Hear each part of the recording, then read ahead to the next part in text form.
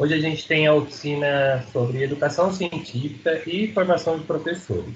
Pesquisar para ensinar e ensinar para pesquisar. Quem vai dar essa oficina é a professora Rosana Ferrareto, que está aqui. Ela é professora do Instituto Federal do campus São João da Boa Vista. E ela está apresentando, quem está ajudando aqui, ela é o nosso colega aluno aqui do campus, o Mauro e o Vinícius. Além disso, a gente tem a aluna Gabriela, que a pedido da professora também está nos acompanhando. Ela vai estar acompanhando o chat.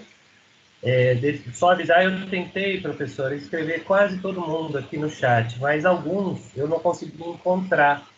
Então, por isso que eu fiz aquele forms, né? E aí, se a gente precisar, a gente coloca ele na tela, algum link para as pessoas acessarem. Tá? Se até quiser também, eu posso mandar aqui pro e-mail de todo mundo aquele formulário, porque as pessoas têm aquele acesso, tá bom? Então vamos começar a nossa oficina. Professora, fique à vontade. Seja bem-vindo. Muito obrigada, professor Marcos. Bom dia a todas e todos. Caro Brasil, das minhas muitas viagens à América do Sul, nunca tive a oportunidade de visitar você. Mas mesmo assim, tenho pensado em você com bastante frequência. Como nativo dos Estados Unidos da América, sei que costumamos pensar quando se trata de você. Você possui a maior e mais importante floresta tropical do mundo. Você abriga o rio maior do mundo. E sim, nós sabíamos da existência do seu rio e de sua floresta tropical muito antes de a Amazon.com pegar o nome emprestado. Quer mais? Não há quem não goste de castanho do Brasil. E mesmo aqueles de nós que quase não acompanham futebol ficam na maior expectativa de ver vocês no final da Copa do Mundo a cada 4 anos. Também sabemos das suas praias deslumbrantes, pelas músicas que as cantam, a Garota de Ipanema. Sabemos das suas festas populares, principalmente o Carnaval. Sabemos do seu café. Então, se você perguntasse a qualquer um de nós nos Estados Unidos o que vem à nossa cabeça quando o seu nome é mencionado, normalmente selecionaríamos algo a partir dessa lista. Mas você sabe do que nós não damos conta? Metade das vezes que embarcamos em voos domésticos da American Airlines ou de outras companhias aéreas, viajamos num avião da Embraer. Nós podemos até achar Embraer escrito em letras miúdas em algum lugar da fuselagem, mas quase nenhum de nós sabe que a aeronave é projetada e fabricada no Brasil. Você, brasileiro, podia alardear tecnologia brasileira, mas você não o faz. Por que não? Mauro, avante para nós aí no slide.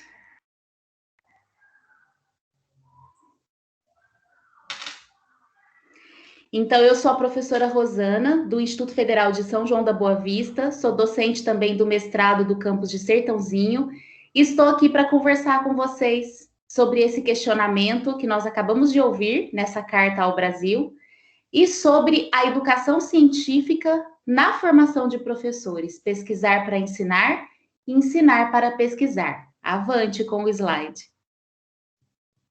Eu quero parabenizar a comissão organizadora da 10ª CEMATED pelos 10 anos, né, do curso de licenciatura em matemática no IFSP Araraquara, e começo a minha fala com o coração cheio de gratidão pelo convite. É o 2º ano que eu estou aqui entre vocês. Ano passado eu falei sobre como publicar, inclusive publicação internacional, e a minha ponte com o IFSP Araraquara é a professora Denise.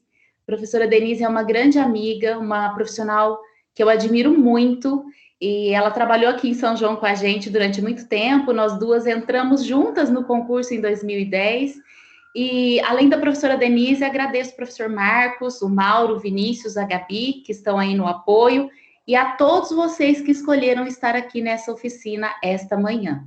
Pode passar, Mauro.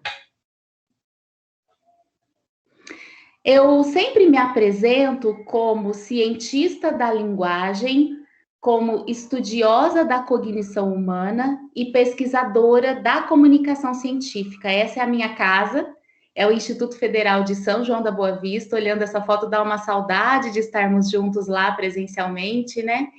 E em 2020, em maio de 2020, eu estou em São João da Boa Vista desde agosto de 2010, mas em maio de 2020 eu me credenciei como docente do mestrado do IFSP de Sertãozinho. Avante, Mauro. E eu sou líder do grupo de pesquisas em comunicação científica Acontece.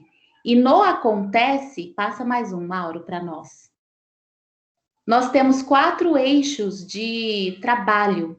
E o eixo pedagógico é o eixo que me permite estar aqui. Dentro do grupo de pesquisas, que faz 2 anos agora, nós temos um laboratório, o Laboratório de Letramento Técnico-Científico, o LALETEC, que é um projeto de extensão que hoje integra o Acontece, mas que nasceu lá no campus, com a parceria com a bibliotecária e com o professor de informática. Então, é um laboratório interdisciplinar, e ele surgiu lá no campus em 2015. Desde então, nós temos trabalhado com a educação científica. Mais um, Mauro. E essa é a nossa equipe do Acontece. Nós temos aí alunos, egressos, servidores desses 4 eixos. O teórico, né, da linguística e da computação, o pedagógico, onde nós trabalhamos com materiais para a formação de cientistas, o da comunicação, que promove o nosso marketing digital, a nossa presença nas redes sociais, e o tecnológico, que desenvolve ferramentas linguísticas, tecnológicas, digitais, eletrônicas, para que nós possamos fazer tratamento e análise de dados linguísticos e também para que nós possamos construir alguns materiais didáticos. Mais um, Mauro. Bem, agora que eu já me apresentei e disse um pouquinho para vocês de onde eu venho, eu vou começar então os nossos trabalhos. Vocês continuam me ouvindo bem? De vez em quando eu vou perguntar e vocês me dão um ok, ou por voz ou pelo chat. Perfeito, professora. Ótimo, muito obrigada. Como é uma oficina, eu vou ficar bastante à vontade para interagir com vocês. Eu vou trazer alguns conceitos aqui. Vocês podem me interromper a qualquer momento, por voz ou pelo chat, aqui no Teams, ou lá no formulário. O Vinícius e a Gabi vão ficando atentos aí para nós, e vocês podem me interromper. Ou eu vou deixar um tempinho no final e a gente pode conversar no final também, se vocês preferirem, ok? Então, a agenda desta manhã, desta oficina, e como oficina eu preciso que vocês produzam comigo, né? A gente vai ter alguns momentos interativos, em que a Gabi vai colocar para vocês o link de uma ferramenta aí no chat, a gente pede que vocês cliquem e participem. Então, a minha agenda dessa manhã vai percorrer esses 3 pontos. Primeiro, nós vamos discutir e refletir um pouco sobre a percepção que temos sobre a ciência. Será que essa percepção reflete a percepção pública da ciência? E será que essa percepção pública da ciência ela está pareada com o conceito de ciência? Será que existe algum viés? Será que existe alguma semelhança? E qual que é o nosso papel a partir dessa tomada de consciência? E também os desafios da pesquisa no Brasil, que não são poucos, né? Então, vamos olhar para alguns fatores limitantes e alguns fatores impulsionadores da pesquisa científica na nossa realidade brasileira. Feito isso, nós vamos refletir um pouco e aprender alguns conceitos importantes para a educação científica. Quais são as bases conceituais? O que é educação? O que é ciência? O que é alfabetização? O que é letramento? Na formação de professores, né, qual que é a importância de ter muito clara essa concepção de educação científica? Qual que é o reflexo disso para a nossa própria formação enquanto professores pesquisadores, que não vai só reproduzir os conhecimentos na sala de aula, mas que vai construir o conhecimento com os alunos? E quais desses conceitos nós podemos adaptar para qualquer tipo de aprendiz, de qualquer nível de ensino, de qualquer modalidade? E, finalmente, eu vou deixar algumas sugestões de ferramentas para a formação de cientistas. Nós próprios, né, como professores, estamos em constante formação enquanto professores, pesquisadores, cientistas, E ferramentas que não só nós podemos usar, mas nós podemos fazer uma seleção delas para usar com os nossos alunos, adaptando às diferentes realidades. São ferramentas linguísticas, cognitivas e algumas ferramentas tecnológicas que eu vou sugerir aqui para vocês. Avante, Mauro. Então, a primeira parte, desafios e percepções. O que é ciência e como se faz pesquisa no Brasil? Mais um slide. Então, vocês vão começar me contando o que é ciência. A Gabi vai colocar esse link aí no chat para vocês. E aí, vocês vão abrir, vai aparecer uma tela com espaço para vocês colocarem 3 palavras. E vocês vão colocar agora para nós as 3 palavras que primeiro vier à mente de vocês sobre o que é ciência. Que palavras vocês associam com ciência? Tá claro, pessoal, como vocês vão participar? Tá aqui no chat, veja se vocês conseguem clicar. Preencham lá para nós. Rosângela levantou a mão, pode falar, Rosângela. Para mim, o chat não está disponível. Será que nós conseguimos enviar de outra forma? Ou Mauro, Marcos? Você consegue digitar?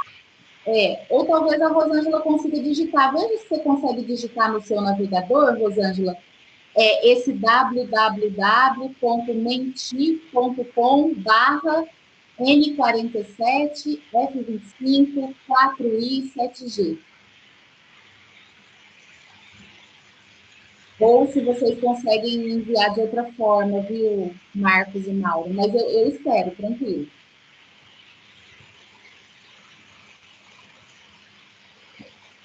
Eu vou tentar encaminhar para o e-mail dos inscritos, tá? Ótimo. Gente, eu já estou vendo a nuvem de palavras aqui. Daqui a pouco eu vou liberar para vocês. Já está ficando bonita, vocês já estão participando. Já estou vendo algumas palavras aqui aparecendo para mim. Vão colocando 3 palavras associadas à ciência na opinião de vocês. Isso, deixa aí por enquanto congelado, Mauro. Já já eu vou pedir para você interromper o seu compartilhamento e vou mostrar a nuvem pronta. Vamos esperar aí o pessoal participar. Já tem aqui, ó, 5 palavras, pessoal. Agora já pipocaram mais 3, a nuvem vai se formando. Eu vou só esperar mais um pouquinho, já já eu libero aqui para vocês olharem.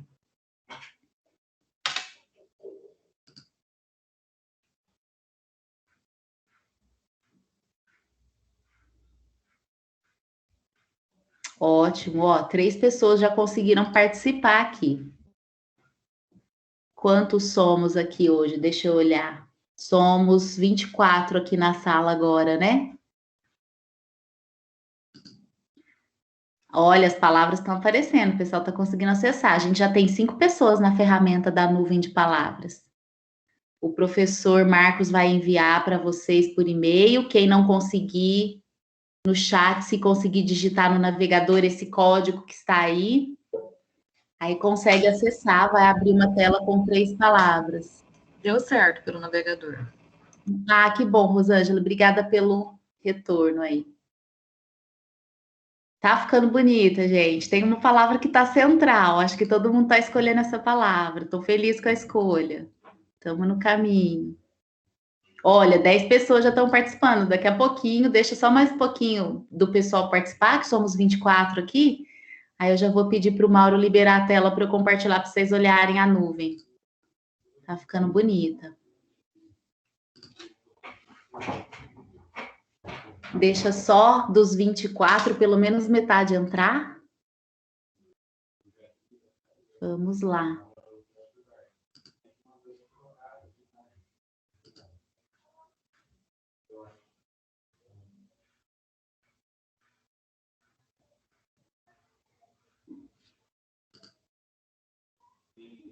Opa! Ô, Mauro, acho que agora já dá para a gente trocar o compartilhamento. Se você puder... eu não sei se eu consigo compartilhar enquanto você está compartilhando, ou se você tem que interromper, e aí eu compartilho a tela da nuvem para o pessoal ver. Ótimo. Eu vou compartilhar, vocês me contam se vocês já estão vendo. Estão vendo, gente, a nossa nuvem de palavras já? Sim. Olha que linda tá ficando, ó, já tem 13 pessoas. Quando alguém colocar mais alguma palavra, ela vai se mover, mas até o momento, a palavra que vocês, participantes dessa oficina, mais associam à ciência é a palavra conhecimento. Aparecem ali também, ó, pesquisa, desenvolvimento, estudo, experiência, descobertas, dúvida. Olha só, ela tá sendo construída, vocês estão contribuindo. Fatos, educação, evolução, busca, explicar, sabedoria, vida, questionamento, fenômenos, método, história, informação. Muito bom, vocês estão muito calibrados aí no olhar para o que é ciência, né? E qual é o papel da ciência na nossa sociedade. Maravilha, ó, 14 pessoas já participaram. Vou dar mais um momentinho para ver se alguém mais quer participar, mas agradeço desde já a contribuição de todos. Ótimo. Experiência, estudo, excelente. Muito bom. Então, vamos voltar. Vou descompartilhar aqui a minha tela. E aí, o Mauro pode voltar lá nos slides para nós, por favor.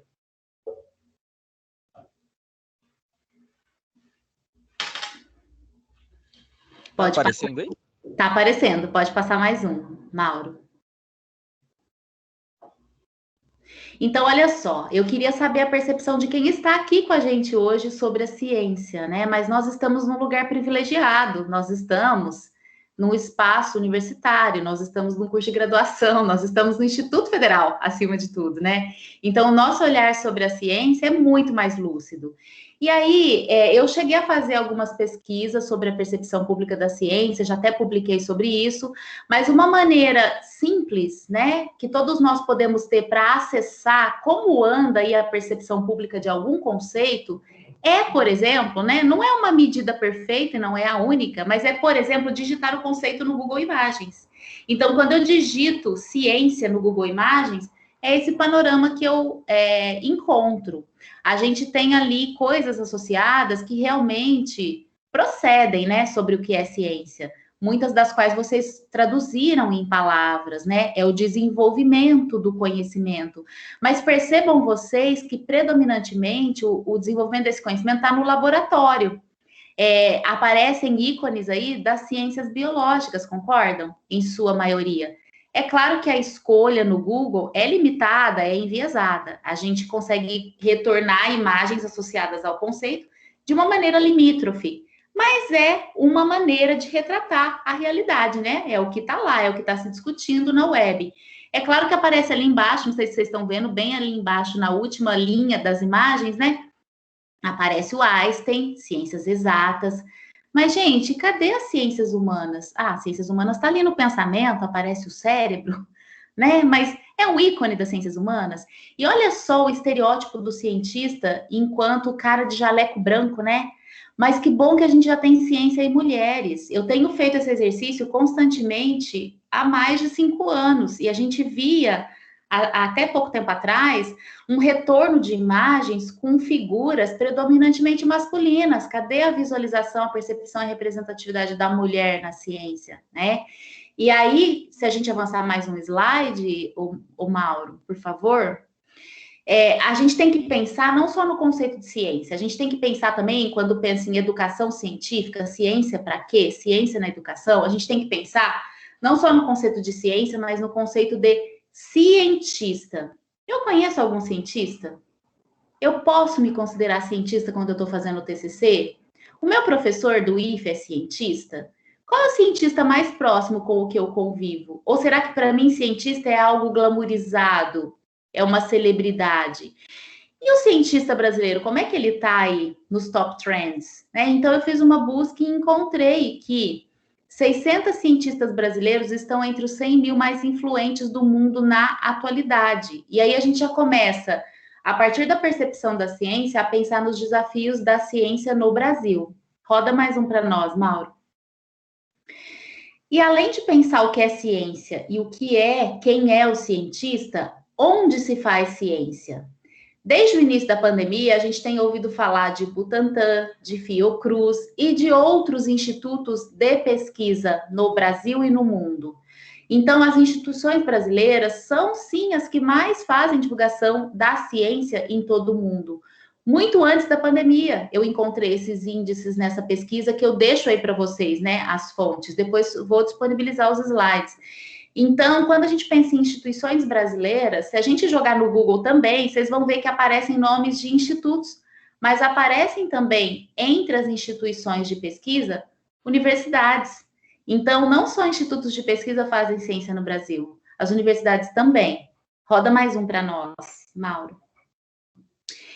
E, a despeito disso tudo, né, as instituições brasileiras são as que mais fazem divulgação científica. Nós vamos falar um pouquinho sobre a diferença entre comunicação científica e divulgação científica já já, mas a divulgação científica faz chegar a ciência até a comunidade, e o Brasil está entre as instituições no mundo que mais fazem isso. A gente tem ali 600 pesquisadores engajados aí na ciência mundial, mas a despeito disso, se vocês olharem esse gráfico, é de dar tristeza, e é uma luta de todos nós, né? Nos 2 últimos anos aí que estão figurando aí no gráfico, ó, esse gráfico ele está indo até 2000 e... Lê aí para mim qual que é o último ano que está aí, 2000 e... que eu tô com a barrinha do Teams bem em cima, qual que é o último ano? 2019. 2019, né? Então, se você olhar de 2019 até 2 anos antes, o investimento em ciência, tecnologia, inovações e comunicações do Brasil caiu em 2 bilhões de reais. Isso é um problema nosso porque a gente não tem mais bolsa. A última bolsa do IFSP-CNPq, a gente teve mais de 80 trabalhos classificados, apenas com 12 bolsas contempladas. Nem eu estou falando só de bolsa, mas a gente pode pensar em outras questões, né, de infraestrutura. E aí, como é que a gente faz ciência de graça? A gente não trabalha por amor, a gente trabalha por dinheiro com amor, né? Então, esse é um grande desafio que a gente tem enfrentado no Brasil aí, né? Uma desvalorização da ciência, da tecnologia, das inovações e das comunicações. Pode passar, Mauro.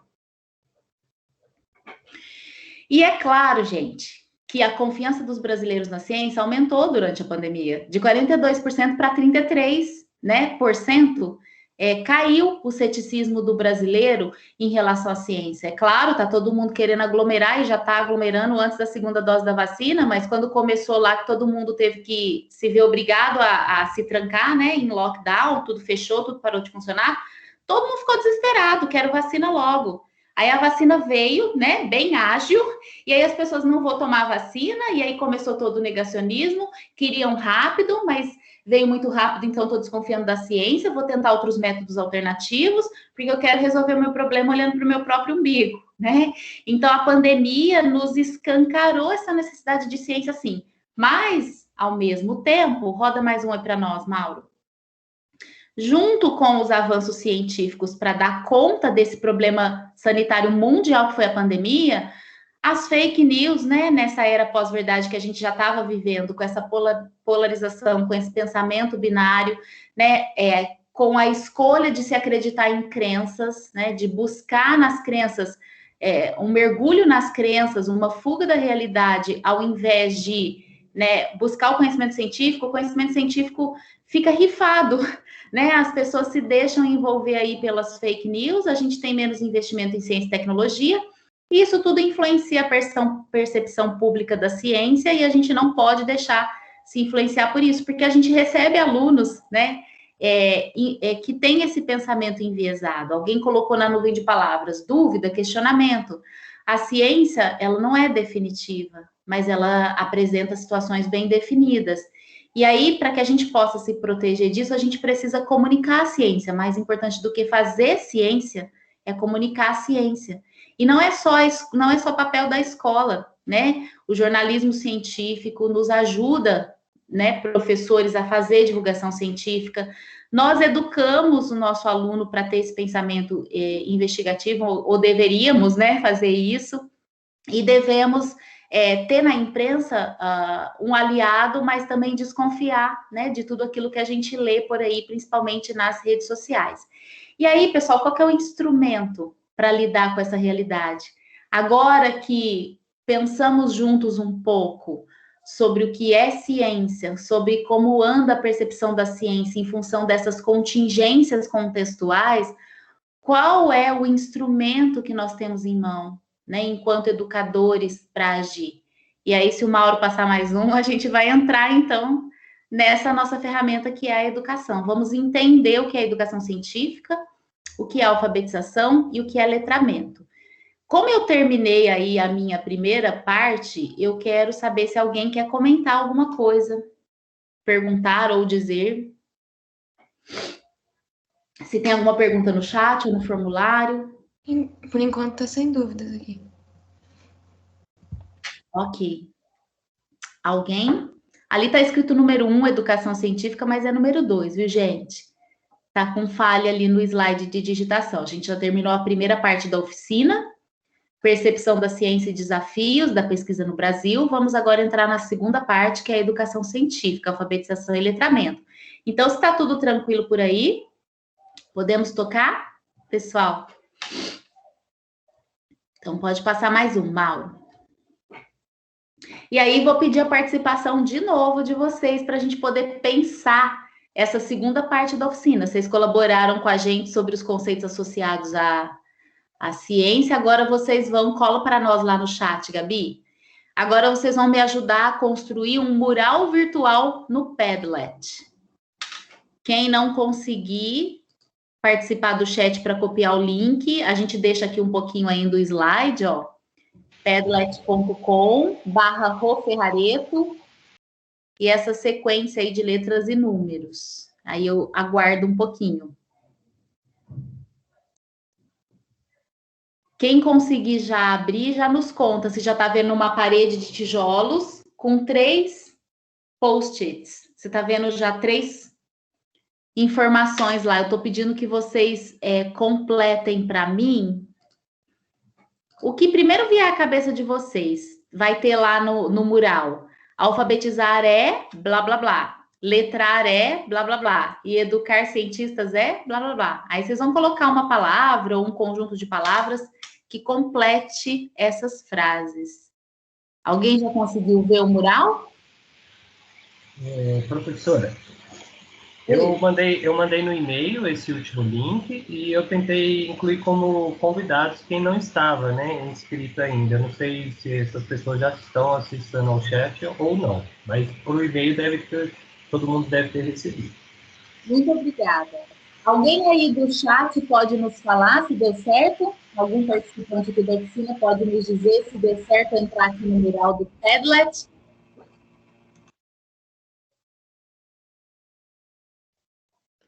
Eu consegui acessar sim, professora. Ótimo, obrigada. Eu estou olhando aqui, daqui a pouco eu já libero também para visualização de vocês. Eu sei que tem uma pessoa digitando. Ó, alguém já colocou uma mensagem, tem mais gente digitando. Deixa eu esperar o mural avançar um pouquinho, aí eu compartilho também a visualização, como a gente fez com a nuvem. Mas colaborem lá com a gente para a gente produzir aí esses conceitos para a oficina.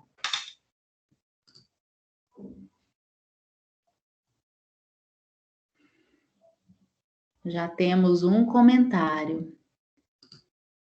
Qualquer coisa que vier à mente de vocês sobre essas frases, viu, pessoal?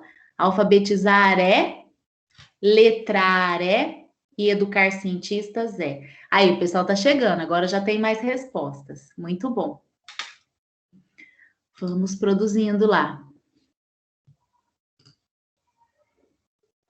O Carlos está dizendo aqui que deu certo também aqui no chat. Obrigada, Carlos.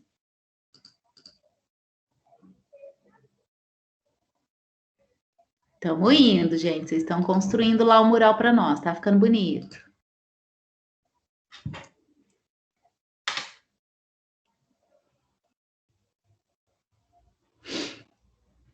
Ótimo.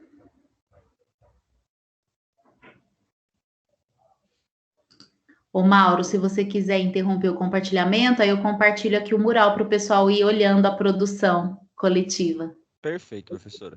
Por favor.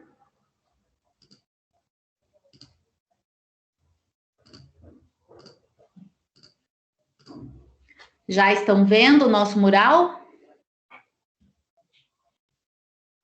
Sim. Ótimo. Então, nós temos ali, ó, podem continuar participando, viu? Nós temos ali que alfabetizar é ler e escrever, né? Aprender, né? A ler, escrever e interpretar. Ensinar também a ler. Ensinar uma criança a ler e escrever. Ensinar, ir além de ler e escrever. Ótimo. Vamos ver o letrar. Ensinar a ler e escrever. Ensinar a usar o que se lê. Maravilha. Ensinar a ler e escrever. Ler e interpretar. Compreender as letras e palavras. Ensinar a ler. Olha só, o pessoal está digitando, está aparecendo ali os 3 pontinhos em cima. Educar cientistas é desenvolver observação e questionamento, ensinar a pesquisar, buscar conhecimentos, educar para buscar e construir conhecimento, fazer com que as pessoas desenvolvam pesquisa. Ótimo, excelente, tá ficando bonito. Obrigada aí pelas contribuições. Vão preenchendo, vou dar mais um tempinho. Compreender o mundo das letras, né? Para o letrar, muito bom.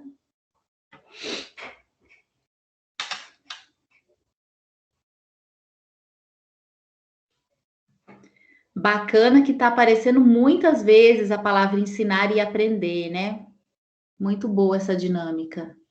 As duas perspectivas, né? E também as duas modalidades aí, leitura e escrita. E outras mais, né? A investigar, observar, buscar, construir, provocar questionamento, muito bom.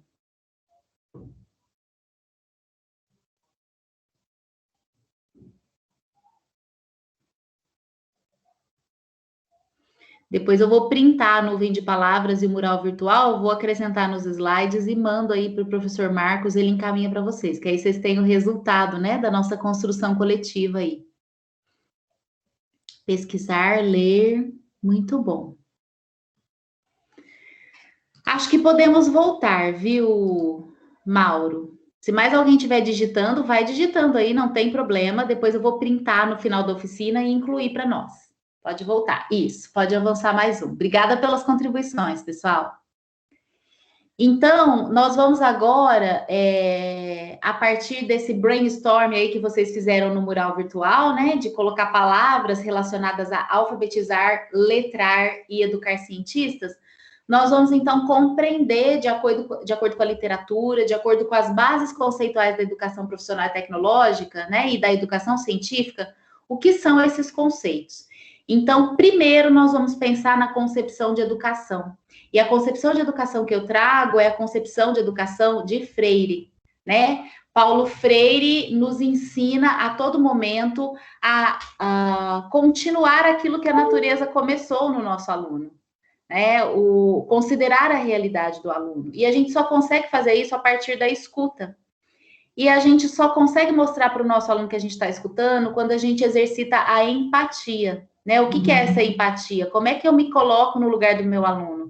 Deixando o meu aluno à vontade, sendo uma pessoa acessível, né? Com a alegria de ensinar e de aprender. E é claro que o meu aluno precisa me ajudar a conhecê-lo. Então, eu preciso dar essa chance que ele se mostre, que ele tenha coragem de ser vulnerável, que ele tenha coragem de pedir ajuda, que a sala de aula seja um espaço constante de perguntas e respostas, porque a partir dessa empatia, o aluno vai desenvolver essa autonomia.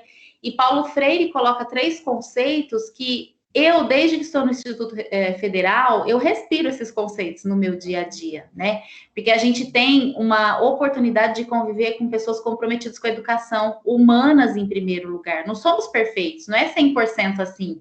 Mas eu estou falando de 3 conceitos de Paulo Freire para que a gente possa levar o nosso aluno da empatia à autonomia, e isso não é utopia, é realidade, é um caminho possível. Eu acredito muito no papel do professor como um designer de caminhos, como um inspirador de caminhos possíveis, né? Apontando escolhas, não escolhendo por ninguém. E a gente precisa estudar muito para conseguir também calibrar o nosso olhar para essas questões. Mas primeiramente necessário ser humano. Então, quais são os 3 conceitos de Paulo Freire que eu estou falando aqui, né? Amorosidade autêntica, curiosidade epistemológica e engajamento político. Amorosidade autêntica. Eu não vou forçar essa relação com o meu aluno. A segurança, a confiança se constrói aos poucos. né? É no exercício. Então, realmente abrir essa escuta para o outro. E não é fácil, porque leva tempo, e eu tenho que sair do meu lugar e ocupar o lugar do outro, com o ponto de vista do outro. E muitas vezes, quando a gente se torna professor muito especializado, a gente sofre do que a literatura chama de maldição do conhecimento. Eu sei tão bem aquilo que eu esqueço de lembrar que quando eu estava como aluno, não era tão fácil assim para mim. Então, eu preciso dar um exemplo, mais outro exemplo, mais outro exemplo. Vamos ler de novo, vamos fazer atendimento com esse aluno, né? E a gente sabe do desafio que tem sido remotamente agora na pandemia. A gente tem que se reinventar o tempo todo.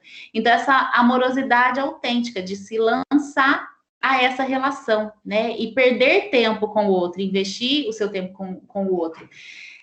Depois, além da amorosidade autêntica, o conceito de curiosidade epistemológica, né? O que é epistemologia? A teoria do conhecimento. Então, vamos ter sede de saber, vamos querer conhecer mais, vamos instigar o nosso aluno a conhecer coisas diferentes, né? Sempre em movimento. E o engajamento político, a gente se posicionar. A gente não pode ser neutro, a gente tem que conhecer para criticar e para escolher e para questionar. E aí, a orientação do professor nesse momento é muito importante para levar o aluno a essa autonomia. E o papel da avaliação, especialmente, sempre dar devolutiva para o aluno, né? Sempre ouvir o que ele tem para dizer e avaliar também, não passar a mão na cabeça, mas ter um olhar crítico, né? Descritivo daquilo que ele faz, não julgando a pessoa, mas julgando aquilo que ele faz e sempre mostrando para ele caminhos de melhorar. E uma coisa que a escola, ela precisa ser o espaço não só de ensinar o aluno a colocar os conhecimentos em prática, isso é muito importante, vocês falaram isso ali no mural virtual, né? Ensinar o aluno a ler e escrever na prática. Mas a escola também é o espaço que ensina o aluno a fazer não só a contextualização e a aplicação do conhecimento, mas o caminho inverso também. A partir de coisas práticas, mão na massa, hoje a gente usa muita tecnologia, né? E a gente privilegia muito o fazer, mas não ficar só nesse utilitarismo, nesse pragmatismo. Vamos entender por que a gente está apertando o botão. O que tem por trás disso? Né? Vamos ensinar o aluno a abstrair também. Então, na teoria é uma coisa e na prática é outra? Não, na teoria é uma coisa e na prática também. Então, a gente precisa vencer essas dicotomias, teoria versus prática. É tudo junto, né? Cognição e comunicação. Ensinar para pesquisar, pesquisar para ensinar. Escrever para pensar e pensar para escrever. Eu só vou escrever um texto quando eu tiver perfeito, porque nunca vai ficar bom igual o texto do professor. É claro que eu tenho que pensar um pouquinho para pôr as ideias no papel, mas quando eu pôr as ideias no papel, nem que de maneira preliminar, né? E o aluno tem esse medo de errar. A gente tem, como professor, medo de escrever errado, a gente tem desejo de acertar de primeira. Então, a gente precisa comunicar aquilo que a gente entendeu, aquilo que a gente sentiu, colocando no papel, colocando em palavras faladas, para poder esclarecer as coisas para a nossa cognição, como a gente processa esse conhecimento. A gente precisa nomear, explicitar as coisas. E o nosso papel como professor é instigar. E nós, como professores, não temos que ter medo de fazer isso. A gente só pesquisa o que a gente não sabe. Então, errar não é problema nenhum. A escola é esse espaço. A gente erra na escola para acertar um pouco mais na vida, mesmo que a gente erre também na vida, né? E a linguagem tem um papel fundamental nesse processo educativo, porque a linguagem é o veículo para a lógica. A gente entende se a pessoa está pensando com clareza ou não quando ela se comunica, né? E aí é o nosso papel perguntar, mas como assim? Por quê? Em que medida? Até que ponto? O que é isso? Quantos? Onde? Quando? Né? Então, é essa concepção de educação integral e integrada que a gente precisa cada vez mais se apropriar, estudando, participando de oficinas, conversando com os nossos professores, conversando com os nossos colegas, né? Então, quando vocês colocam lá que a educação de cientistas é ensinar a pesquisar, a desenvolver a observação e o questionamento, buscar e construir o conhecimento, é disso que a gente está falando, provocar o questionamento para a pesquisa, né? Então, quais são alguns caminhos possíveis? Beber da fonte que é Paulo Freire, né, dessa educação humanizada, que nos dá caminhos enquanto filosofia, e a gente encontra como colocar isso em prática na comunicação, usando a linguagem como ferramenta. Pode passar, Mauro. Tudo bem até aí, pessoal? A Valéria fez um comentário aqui falando que entendeu o porquê para poder compreender. Exatamente. Porque abre tantas portas, né, Valéria? Eu acho que quando a gente pergunta por quê, há tantas possibilidades de respostas, e aí juntos a gente vai funilando esse porquê e vai entendendo, né, o nosso papel, a nossa existência. E aí, dentro desses, obrigada pela contribuição, vão colaborando aí com a gente. Dentro dessa concepção de educação que eu acabei de apresentar, que é a que eu estudo, que é a que eu pratico, que é a qual eu acredito, né? Como linguista, como professora da área de letras, a ciência se faz por escrito, né? E como a gente estava refletindo agora há pouco, entender o porquê passa pela linguagem. A gente organiza a nossa concepção de mundo a partir da linguagem. E aí é preciso ter muito claro, né, nós professores, qual que o que é alfabetizar e o que é letrar. Alguns de vocês disseram ali que alfabetizar é ler e escrever, ensinar e aprender a ler e escrever. E letrar significa aplicar aquilo que você desenvolveu a partir da linguagem. E é exatamente isso, né? Se eu pensar na alfabetização dentro da educação científica, eu estou ensinando o meu aluno a ler e escrever textos científicos, com a linguagem adequada. Eu posso usar gráfico, tabela? Sim. Para metodologia, para apresentar resultados, quando eu vou publicar um artigo, né? Que eu sou licenciando, vou apresentar o meu TCC. Mas e a criança? Eu começo essa alfabetização científica ensinando o rigor do artigo científico? Ou eu começo com textos de divulgação científica? Vamos abrir o jornal, vamos abrir os portais online, vamos ver o que a ciência fala sobre alimentos, sobre vacinas, né? É o jornalista que está escrevendo, é uma linguagem mais popular. Então, eu preciso expor os meus alunos a textos de divulgação científica. E a gente tem revistas científicas com esse apelo de divulgação muito interessante. Se vocês acessarem o portal do IBICT, que é o Instituto Brasileiro de Inovação, Ciência e Tecnologia, vou colocar aqui no chat, né, a sigla IBICT. Vocês têm lá dentro a Galileu, vocês têm lá dentro a Super Interessante, a Química na Escola, a Física na Escola, revistas de línguas, de matemáticas, exatamente, despertar a curiosidade. Então, a gente começa a educação científica a partir desse despertar, desse pensamento investigativo, e aí a gente vai apresentando textos no nível do aluno para ir alfabetizando o aluno na linguagem da ciência. Agora, o letramento diz respeito a extrapolar esses textos que a gente lê e escreve, a aplicar isso na realidade. E aí a gente vai para os 3 níveis de construção do conhecimento. Acho que se o Mauro passar, a gente vai visualizar esse percurso. Passa aí para nós, Mauro. Mais um slide.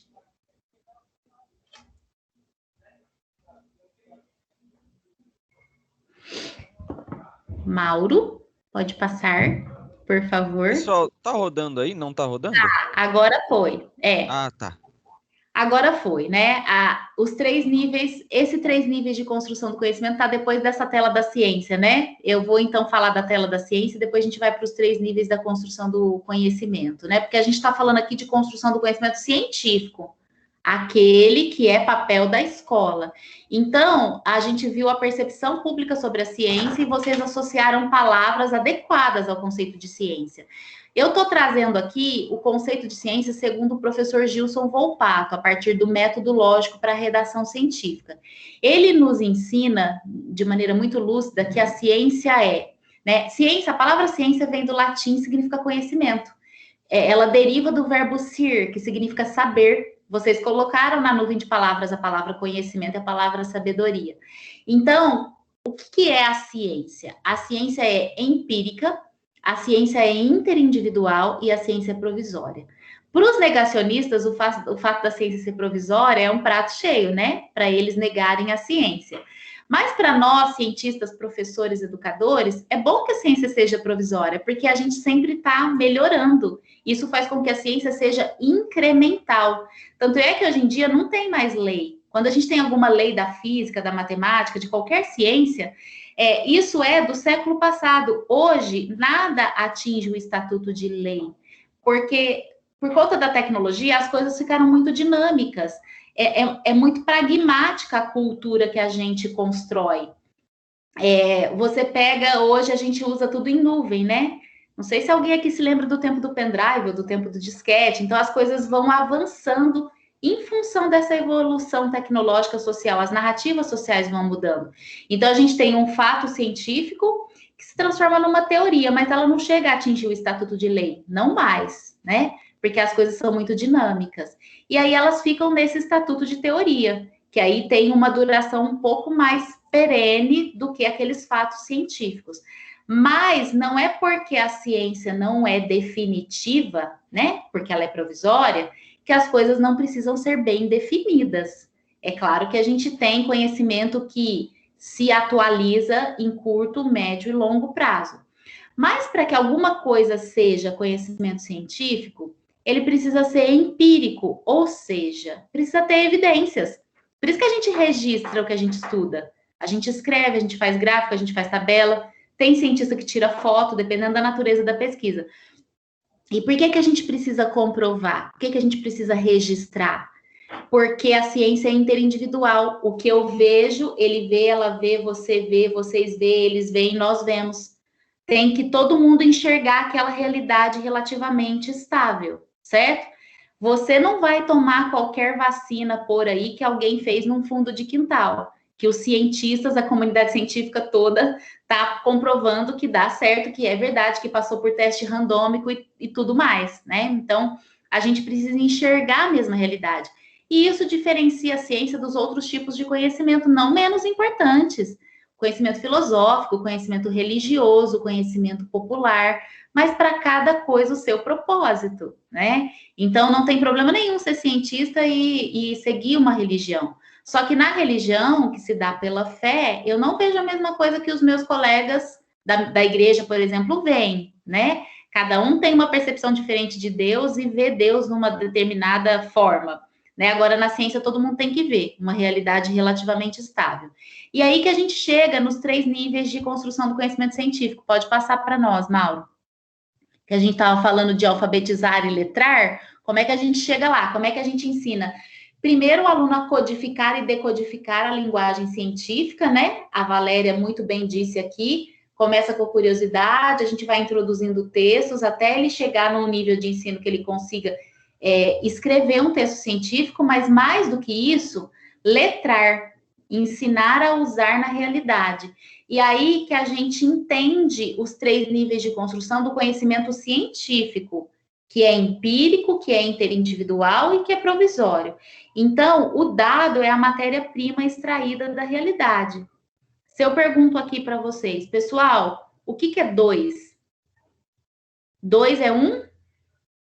Só tem uma resposta possível. 2 é 1? Um número. Um número. Agora, se eu mudo a pergunta, se eu digo, gente, o que significa 2? Aí já tem várias respostas possíveis, né? O que pode ser 2, gente? 2 o quê? Vão falando aí para nós. Uma quantificação de um objeto ou algo do tipo? Exato, né? 2 caixas, 2 chocolates, 2 reais, 2 anos, 2 graus, né? Há tantos, exatamente, há tantos significados para 2. Então, o dado significado se torna uma informação. Então, se eu falo 220, é só um dado extraído da realidade, matéria-prima bruta da realidade. Agora, se eu falo 220 volts, eu já signifiquei esse número e ele já se tornou uma informação. Eu já estou medindo, já é uma grandeza, né? Agora, se eu vejo uma plaquinha 220 volts perto de uma máquina, de uma fábrica, eu vou lá colocar a mão? Então, além de significar o dado 220, tornado uma informação 220 volts, eu crio conhecimento quando eu sistematizo e eu consigo sistematizar a informação a partir do método científico. Então, do dado para a informação é o significado, da informação para o conhecimento é a ciência. Então, a gente sabe que 220 volts numa plaquinha em algum lugar sinaliza perigo, graças à ciência, né? A gente conseguiu sistematizar esse conhecimento e a gente aplica na realidade, a gente se protege, por exemplo. Então, pode passar, Mauro.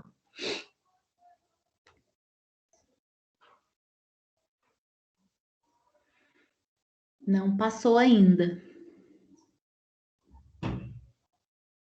Acho que passou sim. Professora, foi? Aconteceu. Agora. Ah, tá. Então, eu sempre gosto de trazer essa imagem para refletir com os meus alunos, quando eu conto para eles essa diferença entre dado, informação e conhecimento. E o que a gente faz para percorrer esses 3 níveis de construção do conhecimento. Então, é claro que a gente precisa de prática do conhecimento. Eu preciso trazer texto para ler, para escrever, eu preciso ir ao laboratório, eu preciso investigar alguma coisa na internet com critérios, mas de vez em quando eu dou uma aula teórica para os meus alunos, do ensino médio, da graduação, para que a gente possa fazer uma metalinguagem do conhecimento, para que a gente possa entender os bastidores, para que a gente possa entender a teoria por trás, né? Essa curiosidade epistemológica. Então, essa imagem, vocês já devem ter visto na internet, ela representa muito bem esse percurso de construção do conhecimento, né? Espaços em branco são dados. Quando eu já preencho esses espaços em branco, eu já tenho informação. Quando eu conecto, eu tenho conhecimento. Agora, quando eu começo a olhar para esse conhecimento e imaginar novas aplicações, já acendeu uma luz. Agora, quando eu uso esse conhecimento para o bem, eu chego no nível da sabedoria. É claro que da ciência, né? Entre informação e entre conhecimento, você tem a ciência. Entre conhecimento e sabedoria, a gente tem vivência. É claro que muitas pessoas não escolarizadas chegam no nível de sabedoria sem passar pelo conhecimento científico, né? De observar a natureza, sabe se é hora de plantar, de colher. É um conhecimento empírico, não científico. E claro que muita gente escolarizada chega no nível do conhecimento científico, mas não aplica aquilo para transformar, para melhorar a sua vida. Então, não chega no nível da sabedoria.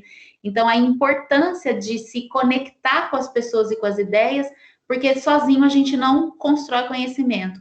Então, parar com essa besteira de medo de contar a ideia, de medo de discutir o tema do TCC, porque a gente precisa ter ética acima de tudo. Aquela ideia do outro. Se eu gostei daquela ideia, por que eu não tive aquela ideia antes? Que inveja, né? Quero esse tema, eu vou me unir a ele, vou fazer um trabalho conjunto. Eu desenvolvo um aspecto, ele desenvolve outro aspecto, tem lugar para todo mundo, né? Pode passar, Mauro. Acho que para mim está demorando um pouquinho, está dando um delay na troca de slides. Para mim ainda não passou, agora passou. E aí, pessoal, eu ressignifiquei aquele guarda-chuva contra as fake news, colocando aí para nós, para que a gente possa enxergar de maneira clara, que a comunicação da ciência ela acontece a partir da comunicação científica e a partir da divulgação científica. Houve um tempo em que a escola se preocupava só com a comunicação científica. Ainda bem que de uns tempos para cá a escola tem se preocupado com a divulgação científica também. Porque o que muda entre um gênero e outro? A comunicação científica tem como audiência o outro cientista. Então, eu escrevo para o público especializado. Eu uso abreviação, eu uso jargão, porque o cientista da minha área vai entender. É claro que com a interdisciplinaridade, a gente tem que minimizar isso um pouco, porque biotecnologia, como é que o cara da tecnologia vai entender biologia se o biólogo for muito específico, muito técnico e vice-versa, né? Então, a comunicação científica é feita a partir de textos do gênero científico, artigo, monografia, dissertação, tese, relatório, e é feita para o outro cientista, é uma comunicação entre pares, que a gente precisa desenvolver enquanto letramento. Agora, a divulgação científica é quando eu me comunico com o público não especializado, com o cientista que não é da minha área, com o professor, com o aluno, com a dona Maria, né, com o seu João, com a criança, com o adolescente, com o adulto. Então, eu levo isso para além, né, dos gêneros científicos. No texto do jornal, nos canais do YouTube, nas lives, né? Quantos canais de YouTube vocês não seguem aí? Né? Desde o Nerdologia, que foi um dos primeiros, hoje em dia tem tanto cientista que tem canal no YouTube para deixar isso mais acessível para a comunidade, né? Então, saber também selecionar onde buscar essas informações, o que é confiável. Mas a base de tudo, seja comunicação ou divulgação científica, é a ciência. E quem faz isso é o cientista. E o professor, é papel do professor também, né? Fazer essa divulgação científica e não só cumprir o protocolo de fazer um TCC, né? Mas enquanto fizer o TCC, ser cientista, não só estar cientista. Pode avançar para nós, Mauro. Terminamos a segunda parte, pessoal. Considerações, alguém quer dizer alguma coisa?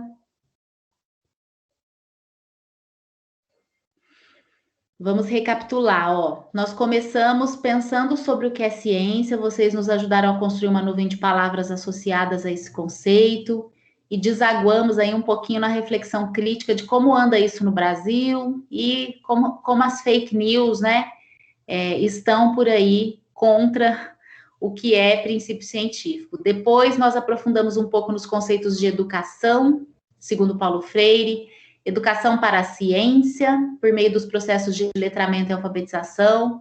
Vocês preencheram um mural virtual, entendemos os 3 níveis de construção do conhecimento, né? O alfabetizar, como aprender, ensinar a ler e escrever, dentro da ciência, os gêneros científicos, e aplicar esse conhecimento, né? Letrar as pessoas, construirmos o nosso próprio letramento de uso do conhecimento na realidade. Conceituamos ciência, de acordo com o professor Gilson Volpato, entendemos o percurso dado, informação e conhecimento, e terminamos aqui com os conceitos, a diferença entre comunicação científica e divulgação científica. Então, foi isso que nós produzimos até aqui. Tá claro? Alguém quer dizer alguma coisa ou perguntar?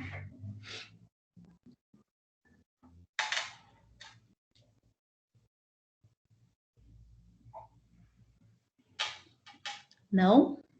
Por enquanto tá tudo tranquilo aqui. Então, tá bom. Então, vamos para a terceira e última parte, e aí vai depois ainda sobrar um bom tempinho para a gente conversar, né? Aí a gente abre mais o chat aí. Então, terceira parte da oficina, algumas ferramentas para a formação de cientistas, entendendo a nossa própria formação enquanto cientista, né? Professor, pesquisador, nossa formação continuada, e aquilo que der para, a partir das ferramentas que a gente usa para a nossa própria formação, transpor didaticamente, fazer um recorte aí para os nossos alunos, a depender do nível de ensino em que eles estiverem.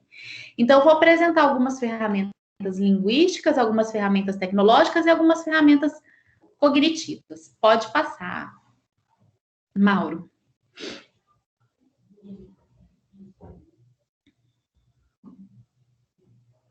Já que chega o novo slide aqui para mim.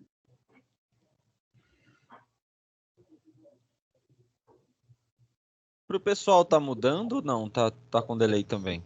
Para mim acabou de mudar. Para mim mudou tá mudando normal. Então, agora, pessoal, nós vamos entender um pouquinho a concepção de leitura enquanto ferramenta linguística. A gente estava conversando sobre leitura enquanto conceito dentro da construção do conhecimento no processo educativo. Agora, para que a gente coloque em prática a leitura como ferramenta linguística, nós precisamos ter muito clara a diferença entre o que é a leitura de mundo que precede a leitura da palavra, né? Preconizado já por Paulo Freire, que aí a gente entende a leitura como uma habilidade de compreender e de interpretar a multimodalidade presente nas várias linguagens, nas linguagens verbais e não verbais. Então, a gente não lê só texto, né? A gente não escreve só texto. A gente também entende que a gente lê e produz uma imagem, um audiovisual. Então, assim, tem espaço na sala de aula os filmes, as músicas, os memes, os tweets, o Facebook, né? Eu conheço professores que fazem projetos de narrativa digital usando o Facebook para ensinar história, por exemplo. Então, quando a gente fala de interdisciplinaridade, de multimodalidade, é essa leitura de mundo que precede a leitura de palavra, que tem a ver com letramento. Então, é uma concepção mais ampla de leitura. Agora, se a gente entende a leitura como habilidade de decodificar um código, que é a alfabetização, que é importante, a gente precisa ensinar a ler palavras, letras, sílabas, né? Um código como o alfabético, isso é uma condição indispensável para a compreensão leitora, o reconhecimento de palavras. Eu preciso decodificar, reconhecer as palavras para depois interpretá-las. Então, aí eu trouxe uma citação do Abraham Lincoln. Ô, Gabi, você lê aí para nós, que eu estou com a faixinha do Teams aqui, eu não consigo ler a citação do Abraham Lincoln. Sim. A escrita é a arte de comunicar pensamentos à mente através dos olhos, a grande invenção do mundo. Então, eu gosto dessa citação do Abraham Lincoln, porque ele nos lembra da grande tecnologia que foi a escrita enquanto invenção humana, enquanto produto da força de trabalho que cria cultura. Né? A gente só consegue acumular saber e transmitir para as próximas gerações graças à escrita.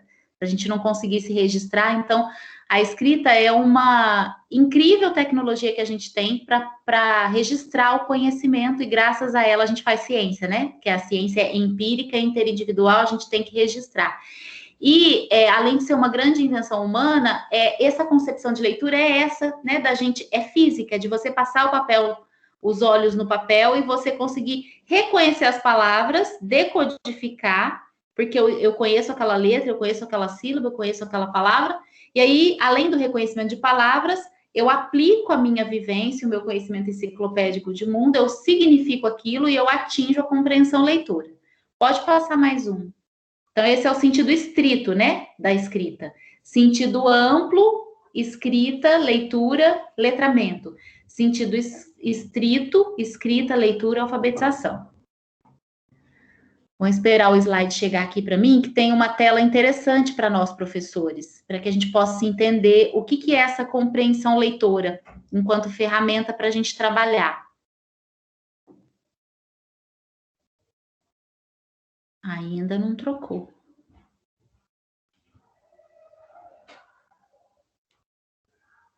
Ótimo. Então, olha só. A compreensão leitora é o produto da compreensão linguística e do reconhecimento de palavras. Então, o aluno que está alfabetizado, ele reconhece as palavras. É o sentido mais estrito da escrita e da leitura. Ele consegue olhar para o papel e consegue entender, né, o que significam aquelas letras, aquelas sílabas. Agora, a compreensão linguística, ele precisa parear o que ele leu com o conhecimento de mundo dele e como ele vai aplicar aquilo na realidade. Então, tem a ver com o sentido amplo de leitura, né? Freiriano. Então, essa que é a compreensão linguística.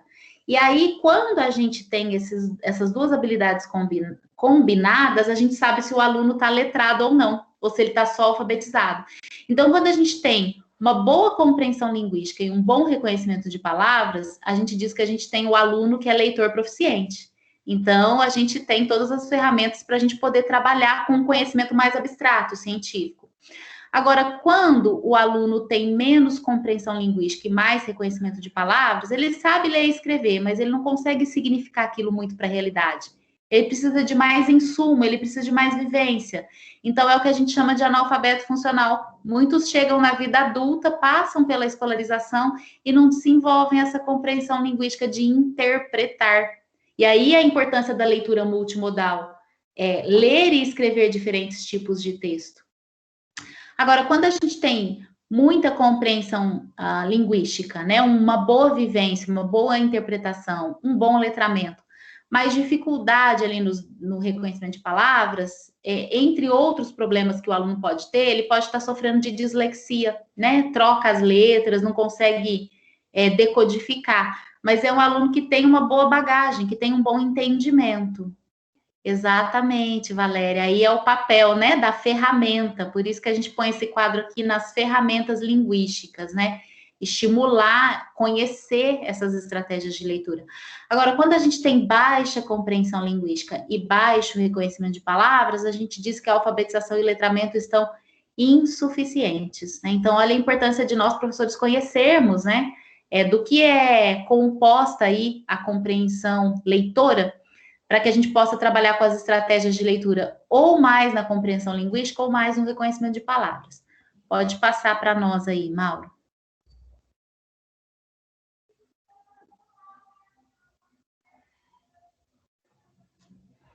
Esperar o próximo slide vir. Então, aqui a gente viu a ferramenta linguística da leitura, né? Conhecer para trabalhar aí com a leitura. E aí, se vocês me perguntarem quando, como, desde sempre. Fazer leitura compartilhada com as crianças desde sempre, né? Porque é na leitura compartilhada de livros em voz alta que ela começa a ter uma consciência fonológica de como pronuncia aquela palavra, sintática, porque no dia a dia a gente não fala assim, ó, eu quero trazê-la. Às vezes a gente fala assim, traz ela aí. Mas quando ela lê, ela tem consciência sintática, né, desses pronomes, li é entregar, né, ou é entregar, qual que é a diferença? Então, e do som das palavras também.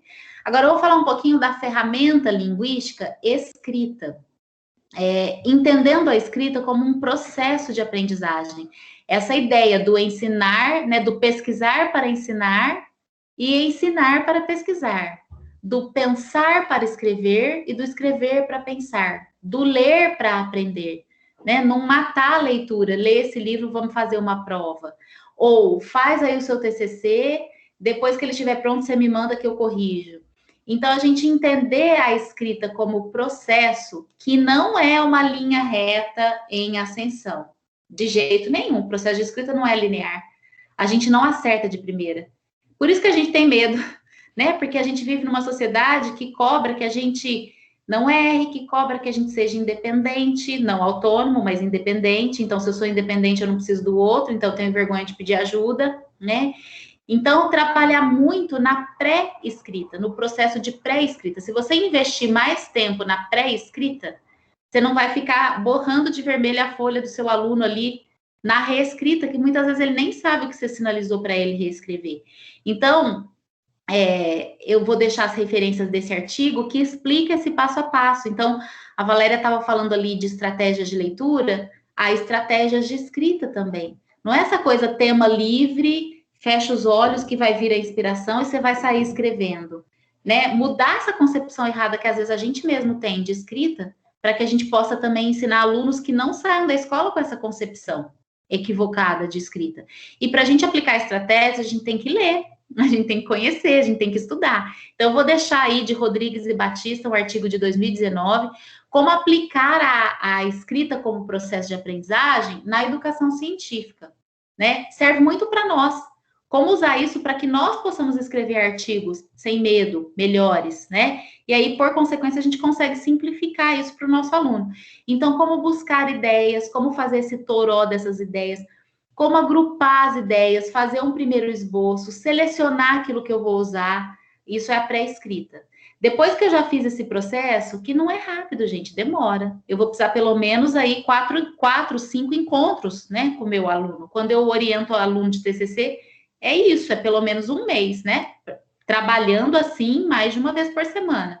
Depois que eu faço esse processo de pré-escrita, chegou na hora de pôr no papel. É claro que durante a pré-escrita, eu vou anotando, eu vou fichando, eu vou guardando links, né? Eu vou reunindo essas informações também por escrito, registrados. Mas aí eu vou estruturar o meu texto. Vou trazer os argumentos, vou desenvolver os conceitos. E aí, nesse artigo que eu estou indicando para vocês, tem esse passo a passo, ideias, exemplos de como fazer. Uma vez esse processo de escrita feito, aí ele vai para revisão e edição. Aí o orientador vai ler, a banca vai ler. Estou falando aqui no caso do TCC, né? Mas pode usar para uma redação escolar também. Pensa numa prova do Enem, também funciona assim, né? É claro que ali na prova do Enem você tem que ter praticado muitas vezes para conseguir fazer o rascunho, escrever e entregar revisado no mínimo de 1 hora e meia, né? Dentro do tempo que você tem. Aí a banca, o professor, o leitor onde você publicou vai ler, interpretar, né? Se tem clareza essa estrutura, ele não precisa passar por revisão e edição. Ele já vai direto ser postado, publicado, e aí ele já comunica aquilo que o autor quis. Mas quando passa ali por uma qualificação, pela revisão do professor, aí, né, ou o corretor da prova lá do Enem que vai fazer as considerações para poder somar a sua nota, aí você volta com esse texto e vê o que você pode melhorar, né? Aí você começa o processo de revisão e de edição. Mas eu garanto para vocês, se a gente se apropriar desse conceito e começar a praticar isso com paciência, com calma, com apoio, com feedback, com tudo aquilo que a gente falou quando a gente falou da educação segundo Paulo Freire, a gente consegue calibrar tão bem a pré-escrita e a escrita que cada vez menos a gente vai tendo necessidade de revisar e editar, né? É claro que sempre vai ter alguma coisa para melhorar, mas a gente minimiza esse efeito de só corrigir, a gente começa a avaliar, porque corrigir, etimologicamente, significa endireitar aquilo que está torto. Agora, avaliar significa dar valia a, dar valor. E aí a gente consegue avaliar quando a gente trabalha bastante, investe bastante na pré-escrita e na escrita. né? Porque aí depois a reescrita, a avaliação é tranquila, a gente não precisa ficar corrigindo o que está torto, o que está errado o tempo todo. Então, a ferramenta da escrita enquanto processo de aprendizagem. Pode passar, Mauro. Bom, Rosana, tem uma pergunta aqui no formulário. Pode Perguntar falar. assim: professor, o que fazer quando o professor não sabe ensinar? O professor sabe o conteúdo, mas tem dificuldade para ensinar. É muito comum a gente falar, olha, aquele professor é ótimo, ele tem muito conhecimento, mas ele não transmite, né? Ele não tem essa clareza de chegar até a sua audiência. Nós, enquanto professores em formação, o que fazer para melhorar a nossa clareza? Essas ferramentas de leitura e escrita ajudam muito. Quando eu comecei a me debruçar sobre isso, eu sou profissional das letras, então, digamos que eu tenho mais oportunidade. Mas o que fazer para que você não se torne um professor que tenha dificuldade de transmitir por exemplo, aproveitar uma oportunidade como essa. Oficina, grupo de estudo, congresso, vai saber o que as pessoas estão fazendo, vai ventilar suas ideias, né? E não ter medo de pedir ajuda, não ter medo de ser vulnerável. Então, assim, na verdade, o que eu posso responder a respeito disso é muito mais do conceito de ser do que uma técnica em si. Eu estou apresentando aqui escrita como processo de aprendizagem, leitura enquanto leitura de mundo, né? Se apropriar desses conceitos e conhecer iniciativas de outros professores que conseguem, além de saber muito, transmitir. Se aproxime de professores que têm essa clareza, se você quer se tornar esse professor, né? A gente aprende muito com a ajuda do outro, né? Conheça caminhos possíveis. Agora, aquele professor que já é assim, que tem muita sabedoria, mas não consegue transmitir, tem que partir dele esse desejo de melhorar. Mas é nosso papel sinalizar para ele também, com gentileza. Por mais que eu sei que eu sou uma professora clara, porque os meus alunos me falam isso. Nossa, professora, essa sua aula foi muito clara, eu aprendi muito. Eu não sou perfeita, tem muitos momentos em que eu não sou claro o suficiente, dependendo do tipo de aluno. E eu recebo sempre feedback dos alunos, em particular, com gentileza, sem me expor. Professor, aquela parte da sua aula foi muito difícil. Você usou umas palavras que eu não entendi o que elas significam, não estava adequado para mim, né? E a gente tem que ter a humildade de melhorar. E aí eu falo, olha, que parte você não entendeu? Posso te ajudar? Né? E aí eu tento sempre melhorar para a próxima aula. Então, eu acho que o caminho é esse, é você se autoconhecer, você contar com a ajuda do outro para se autoconhecer, você ter humildade e estudar, gente. E não é de uma hora para outra, né? A gente tem que ir praticando a cada dia. Então, não sei se respondeu aí. Quem colocou essa pergunta no formulário, depois, se ficou faltando alguma coisa, pode me cutucar que a gente conversa um pouquinho mais sobre isso. A Valéria está colocando aqui utilizar a visão crítica de cada um, exatamente. Tem muito aluno que sai da escola como copista, sabe escrever, mas não sabe interpretar o que lê ou criar um texto claro, coerente e coeso. Aquele quadro lá, né, da compreensão leitora enquanto compreensão linguística e compreensão, reconhecimento das palavras. Alfabetização e letramento, na realidade, a gente vê muito, né, essa lacuna, viu? Beri Osvaldo, obrigada pela contribuição. E o que é mais triste é que esse aluno passa pela escola e ninguém enxergou isso durante o percurso dele, né? É muito triste porque, às vezes, um profissional coloca a responsabilidade no outro. Ah, mas eu não sou professor de português, eu não tenho que olhar isso. Eu já corrigi certames da área de direito, por exemplo, né? Eu trabalhei uma vez no INEP e vim a alguns concursos da área de direito. Então, tinha 2 corretores, um advogado, porque ele era especialista de domínio, e tinha o professor de línguas, né? Que olhava a sintaxe, olhava os períodos, olhava a morfologia, regência, concordância, acentuação. Só que não é porque eu não era especialista do domínio e tinha muito jargão lá que eu não entendia, se de repente a gente, enquanto falante nativo da língua e enquanto usuário daquele conceito de maneira geral, né? Eu não sou advogada, mas a gente passa por situações em que a gente escuta conhecimentos jurídicos na nossa vida, a gente tem que usar deles, né? Então, se eu via alguma coisa que estava equivocada, eu minimizava a redação, ia numa fonte de pesquisa confiável que eu tinha, de dicionários do direito ou de sites confiáveis, ia pesquisar aquele conceito. Se eu enxergava alguma incoerência, eu já mandava uma mensagem para o professor do direito. Eu não podia interferir na correção daquele conceito, mas eu trocava isso com ele. E, de repente, se a olho nu eu não tinha pegado alguma coisa de crase, o outro professor também percebia, ele me sinalizava.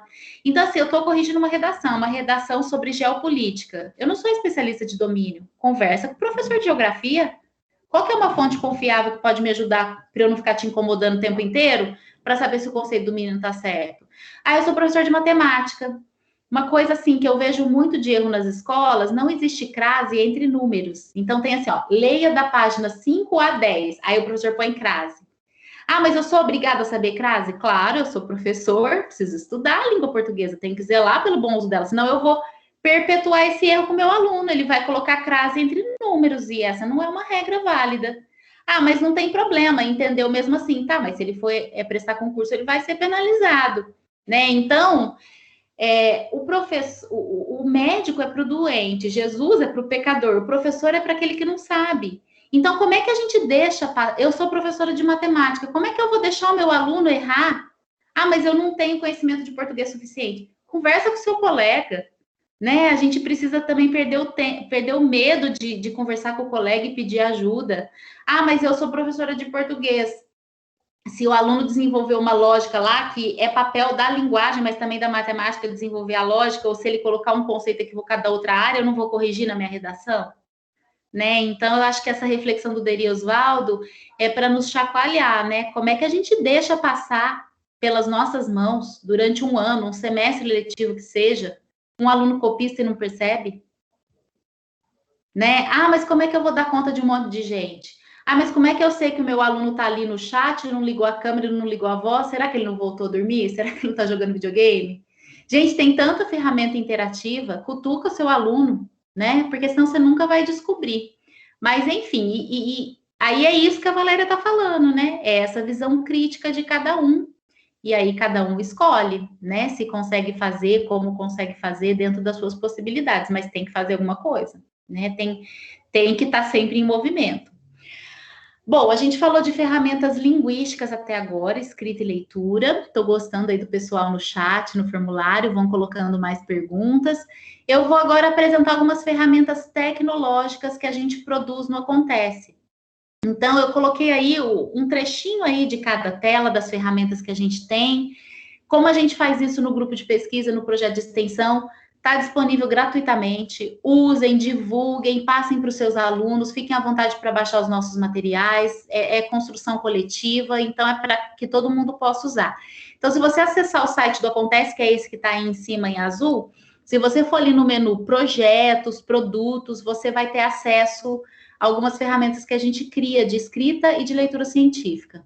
Depois, do lado aí do site do Acontece, tem o site do Laletec, que é do nosso laboratório. Então, a gente coloca ali slides de oficinas que a gente já deu, né? Links dessas gravações, dessas oficinas.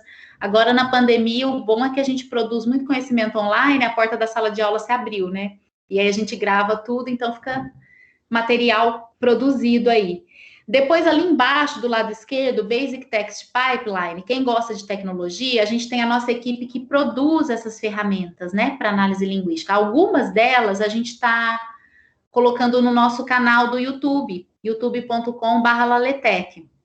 Então, além de lives e de palestras e de videoaulas que a gente tem no Laletec, a Gabi, que está aqui comigo, ela tem produzido com a gente alguns tutoriais de uso de ferramentas tecnológicas, como apoio à escrita e à leitura científica.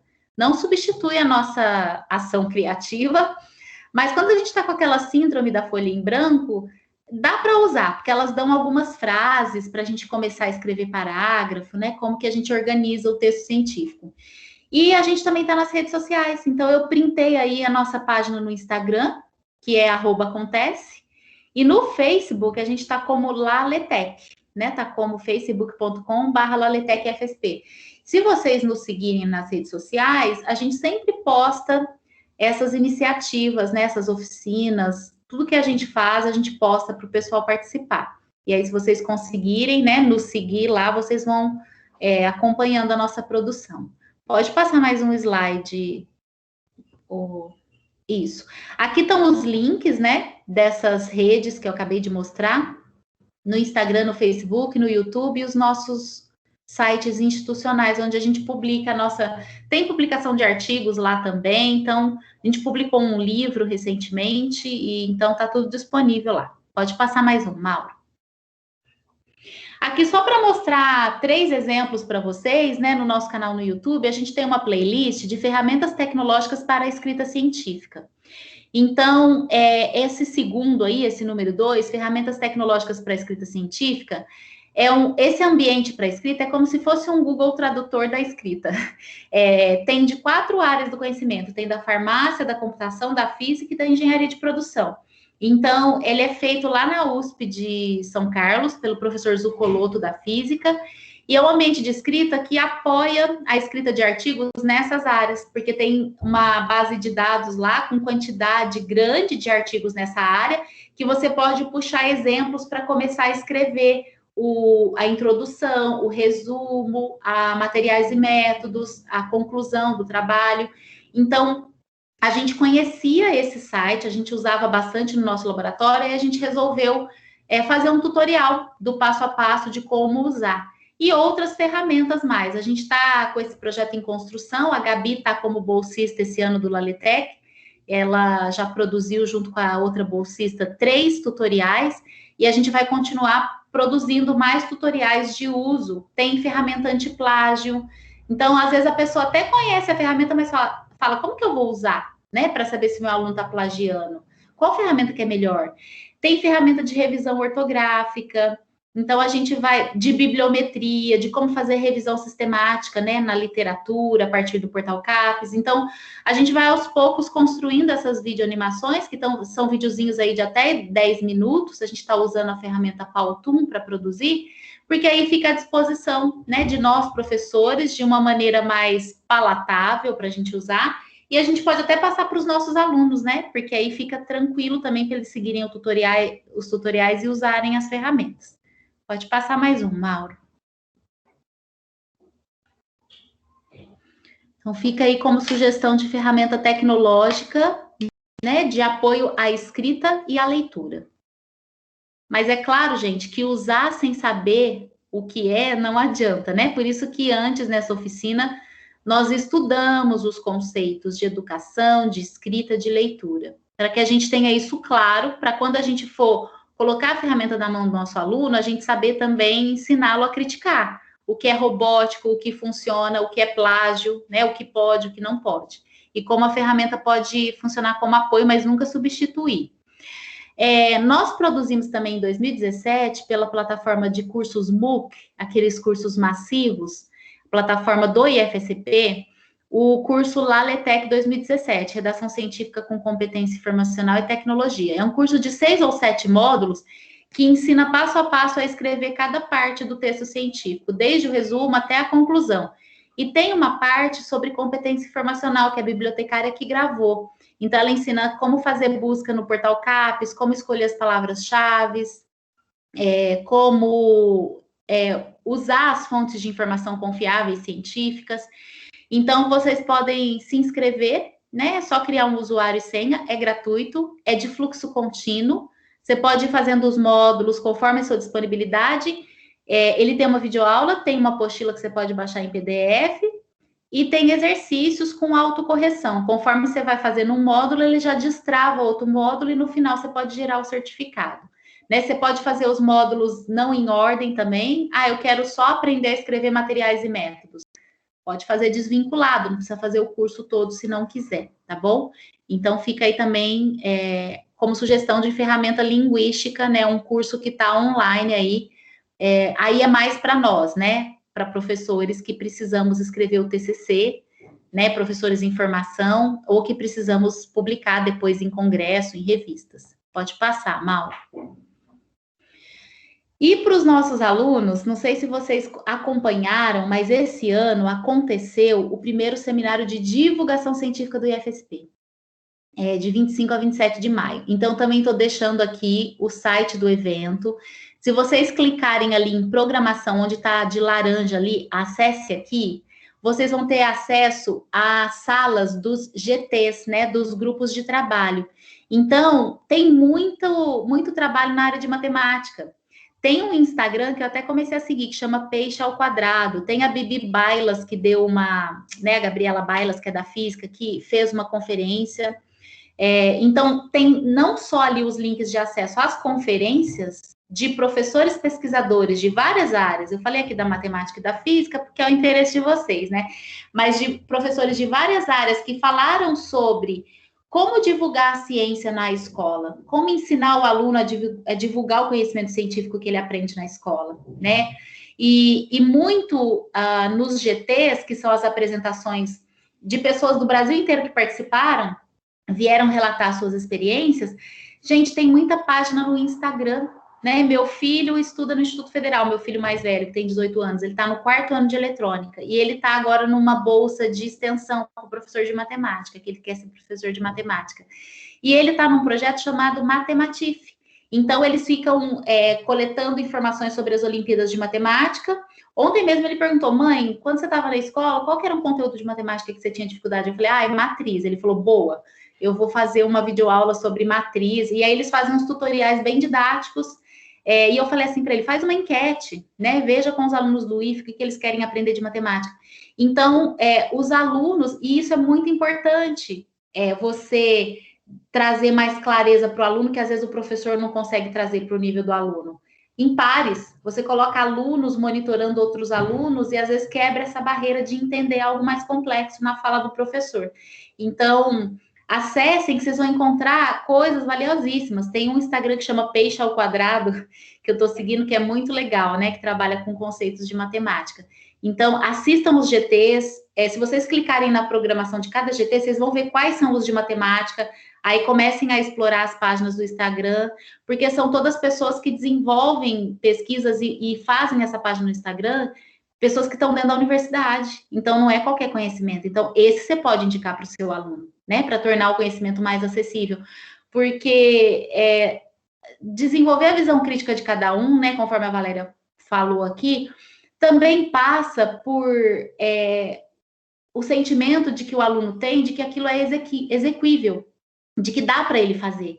Então, não é que você vai facilitar a vida dele, mas coloca primeiro, porque fazer ciência é uma coisa complexa, é difícil, e é para todo mundo, contanto que você comece do simples, né? Então, você quebra esse todo complexo em parte simples, e começar com divulgação científica, com rede social, é muito chamativo para o aluno e funciona bastante, né? Até a gente gosta. Pode passar, Mauro. Perguntar aqui se os slides vão ser disponibilizados pelo e-mail depois. Sim, eu vou depois só colocar a tela do mural e da nuvem que vocês produziram, né, para que a gente fique com esse registro desse momento da oficina, e eu vou passar aí para o professor Marcos, e aí ele manda para vocês por e-mail, porque aí vocês têm os links, né, dos sites, das ferramentas.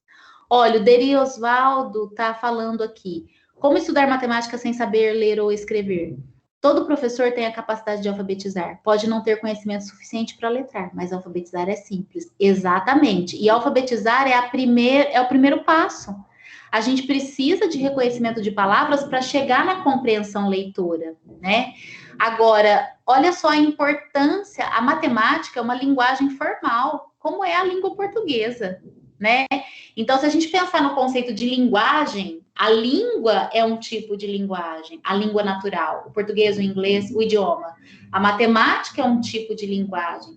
E pensando nisso como um artefato cognitivo, né? Eu sou linguista cognitivista. Então, a nossa concepção de linguagem é que a linguagem é um artefato cognitivo nato do ser humano, né? E entre as linguagens está a matemática. Assim como é a visão, assim como são os nossos órgãos do sentido, assim como são todos os ritos sociais, políticos, culturais que a gente tem, né? A política, a religião. Então, a gente precisa desenvolver tudo isso em sintonia. Tem uma professora no meu campus, Deri Osvaldo, é a professora Thaís Oliveira Ferraz. Ela tem um canal no YouTube. Eu faço muito trabalho em conjunto com ela. Eu sou de português, ela de matemática, as pessoas falam assim, o que tem a ver? Tem tudo a ver. Então, quando ela vai ensinar o aluno a ler um gráfico, ela está letrando. E ele precisa de fundamentos matemáticos. Ela tem um vídeo maravilhoso em que ela explica. É um vídeo voltado para professores, né? Ela fala dos fundamentos da matemática. Como é que você vai saber multiplicar se você não sabe adicionar? Como é que você vai saber dividir se você não sabe subtração? Qual que é a relação entre potenciação e radiação? Falei errado? Entre potência e raiz quadrada, né? É radiciação? Como é que fala esse conceito? Ela explica essas relações.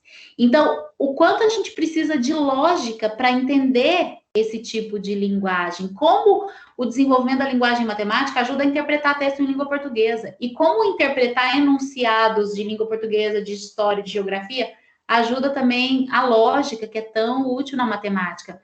Porque a matemática é abstração, e é papel da escola ensinar a abstrair, fazer ciência e abstração. É colocar suas ideias no papel, abstrair aquilo que você entende na prática, transformar isso em escrita, é abstração.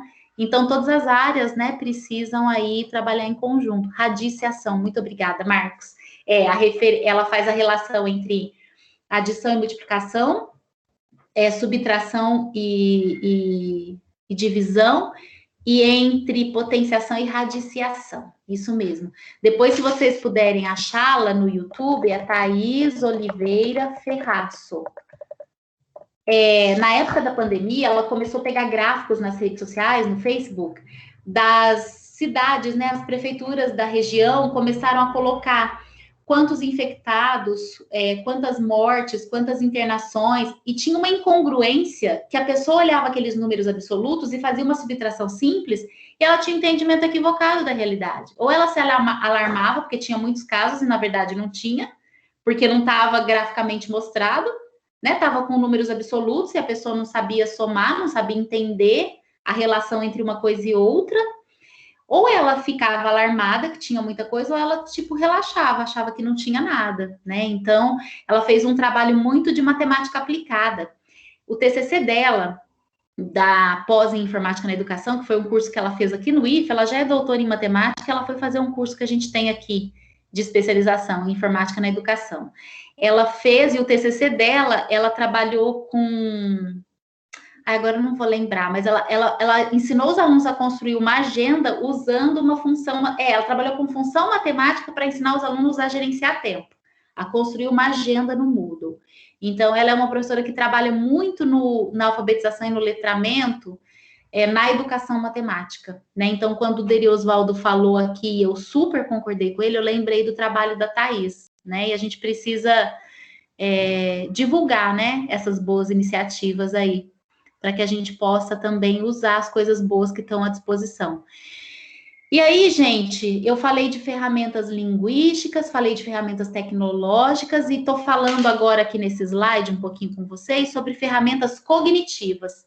Foi ótimo que a pergunta do Deri Osvaldo já me puxou para isso, né? Para falar da importância da linguagem, matemática, de língua natural.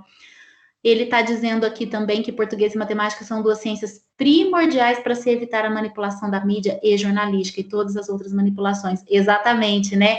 Aí veja como que as pontas se fecham da importância de entender esse pano de fundo. Qual é a percepção que a gente tem sobre ciência? Qual que é o papel crítico contra a era da pós-verdade, né? Como é que a ciência é manipulada pela mídia? Tem um livro que chama Factfulness.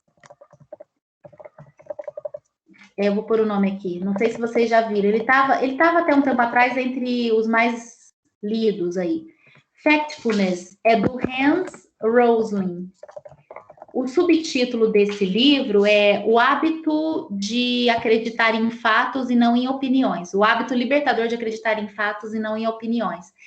Esse professor médico, sanitarista, trabalhou na ONU, já é falecido. O último legado dele foi esse livro, Factfulness. Ele se apropria do conceito de mindfulness, né? De você usar a mentalidade do mindfulness, perpassando a sua cognição, o seu entendimento do mundo, a sua leitura do mundo, por fatos. Porque palpite todo mundo dá, né? Até em mesa de bar. E todo mundo gosta de ouvir uma opinião numa historinha.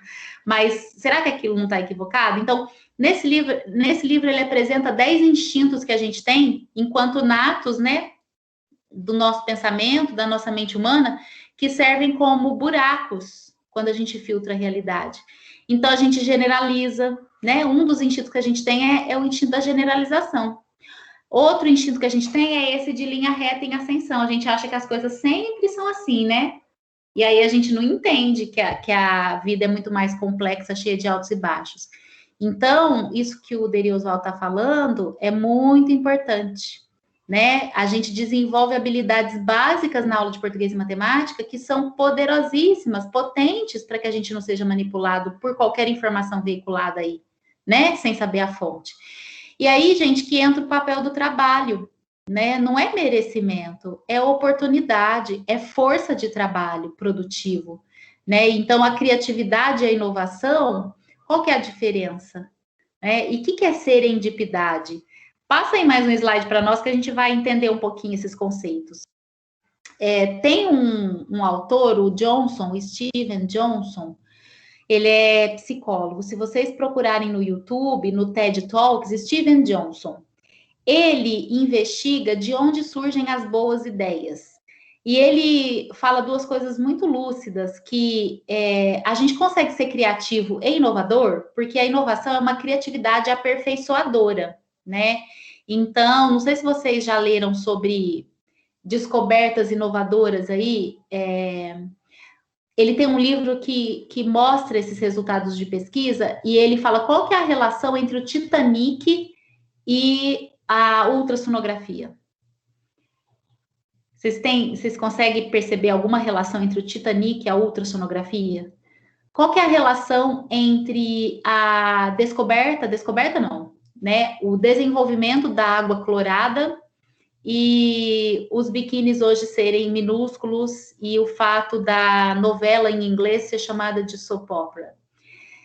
Só para fazer a história mais curta, a litrotripsia, né, que quebra cálculos renais, ou a ultrassonografia, que faz com que a gente possa ver o bebê no útero da mãe, faz com que a gente possa enxergar problemas nos nossos órgãos e fazer tratamento aí para o estômago, para o fígado, para o pulmão, é uma emissão de ondas sonoras que gera imagens. E isso foi desenvolvido a partir de um problema, que foi o naufrágio do Titanic.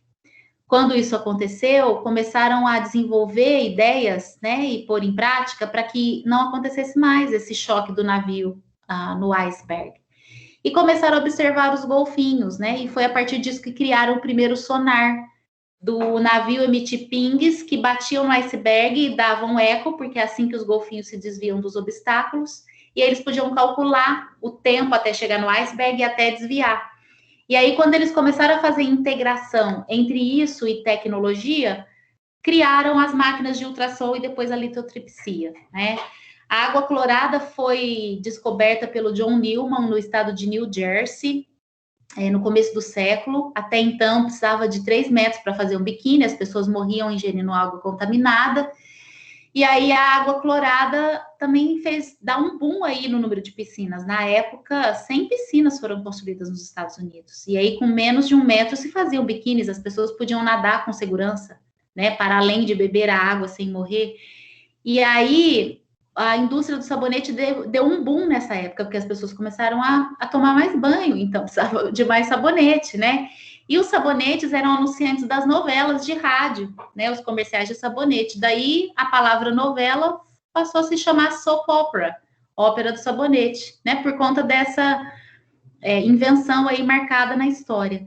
Então, o Steve Johnson, ele tem um videozinho no YouTube que chama De Onde Vêm as Boas Ideias. Eu sempre passo para os meus alunos de TCC, quando eles começam a escolher o tema, porque para que a gente possa ter epifanias, né? De não chover no molhado. E também não precisa reinventar a roda. Fazer um arrozinho com feijão bem feito, né? Talvez a gente não consegue ser criativo, mas a gente consegue inovar um pouquinho a ideia do outro que foi criativo.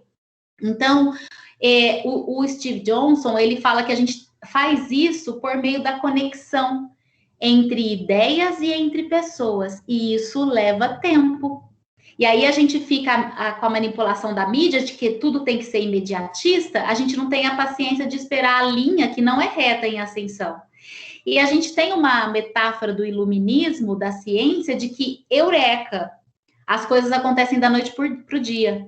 Nesse livro do Steve Johnson, De Onde Vêm as Descobertas que Tornaram a Vida Moderna Possível, e ele tem um TED Talk sobre isso, ele conta todo o percurso que chegou do Titanic até a ultrassonografia. Precisou de gente da política, da economia, da ciência, da tecnologia, da matemática, das linguagens. Precisou que se conversasse com pessoas diversas, numa rede de informações. E aí a gente fica com medo de colaborar com o outro, porque a gente tem que proteger a nossa ideia. Ah, não vou dar o meu slide não, porque ele vai copiar a minha aula e não vai referenciar. Problema de falta de ética dele, né? Quando a gente disponibiliza um material para o outro, gente, quando eu cheguei no Instituto Federal, tanta gente me emprestou slide de aula, me ajudou tanto, porque eu não sabia a realidade do Instituto Federal. E a gente sempre referencia.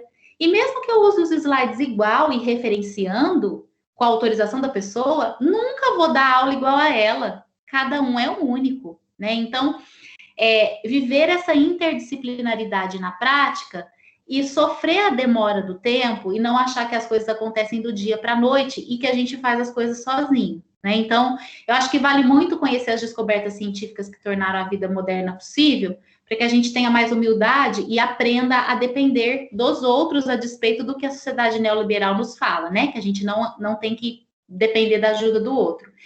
E aí, para terminar, pode passar mais um, Mauro?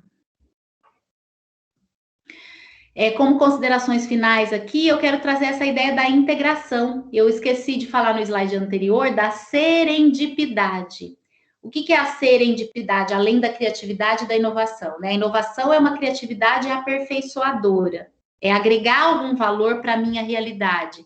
E aí a gente contou as histórias aí do Titanic e do soap opera, né? Mas tem várias histórias. Steve Jobs, por exemplo, criou o iPhone, que serve inclusive para telefonar.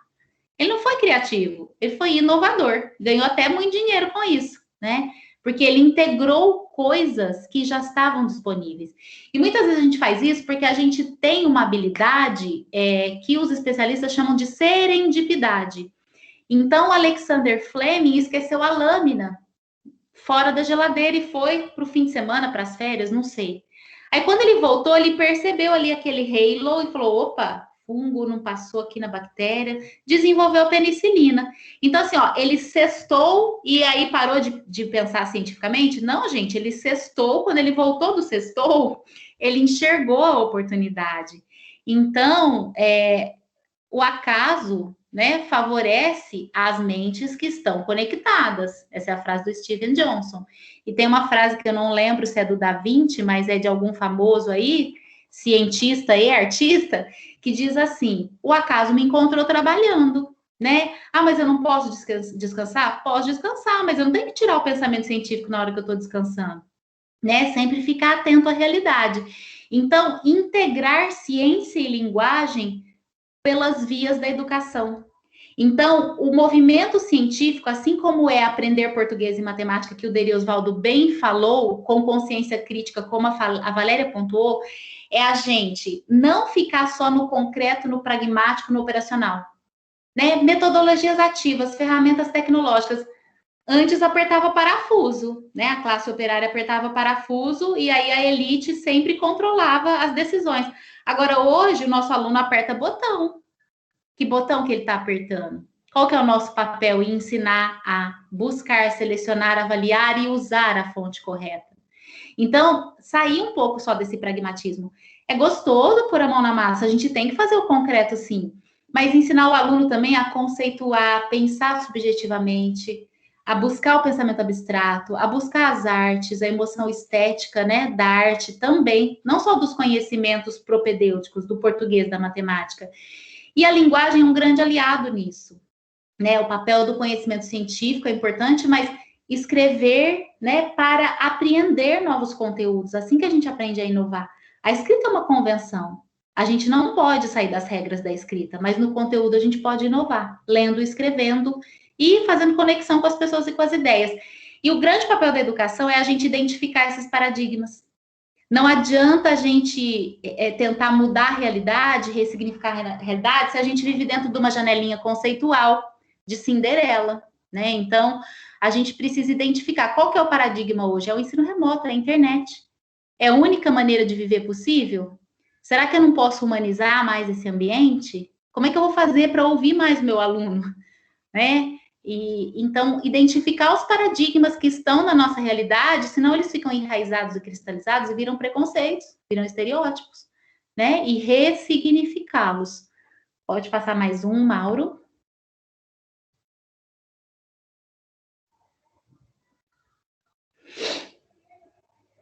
Ainda não veio para mim, não chegou.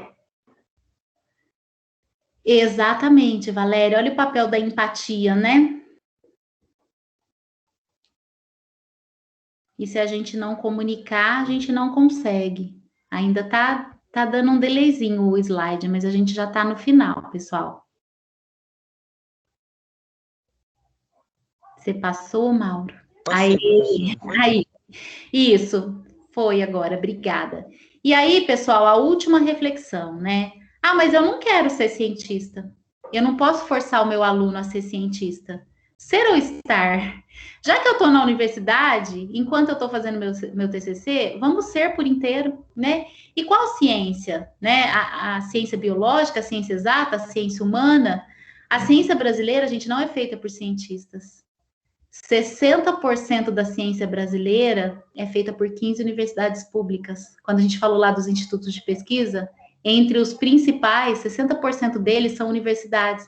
Então, a ciência brasileira não é feita por cientistas, é feita por professores e alunos. Nós somos cientistas. E, sobretudo, passa mais um slide para nós, Mauro.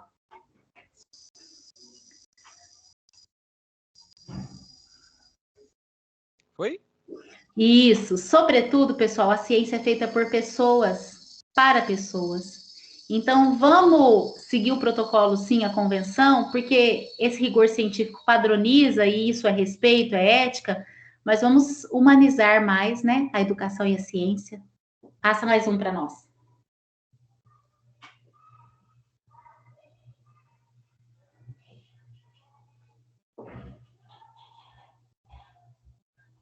Ele demora, mas chega. E aí, gente, eu vou terminar então a leitura daquela carta que eu comecei lá com a imagem do avião da Embraer, né? Caro Brasil. Vou fazer a leitura do finalzinho da carta. As economias de crescimento do futuro, mesmo as que possam ser puramente agrícolas, vão girar em torno de investimentos feitos hoje em ciência, tecnologia, engenharia e matemática.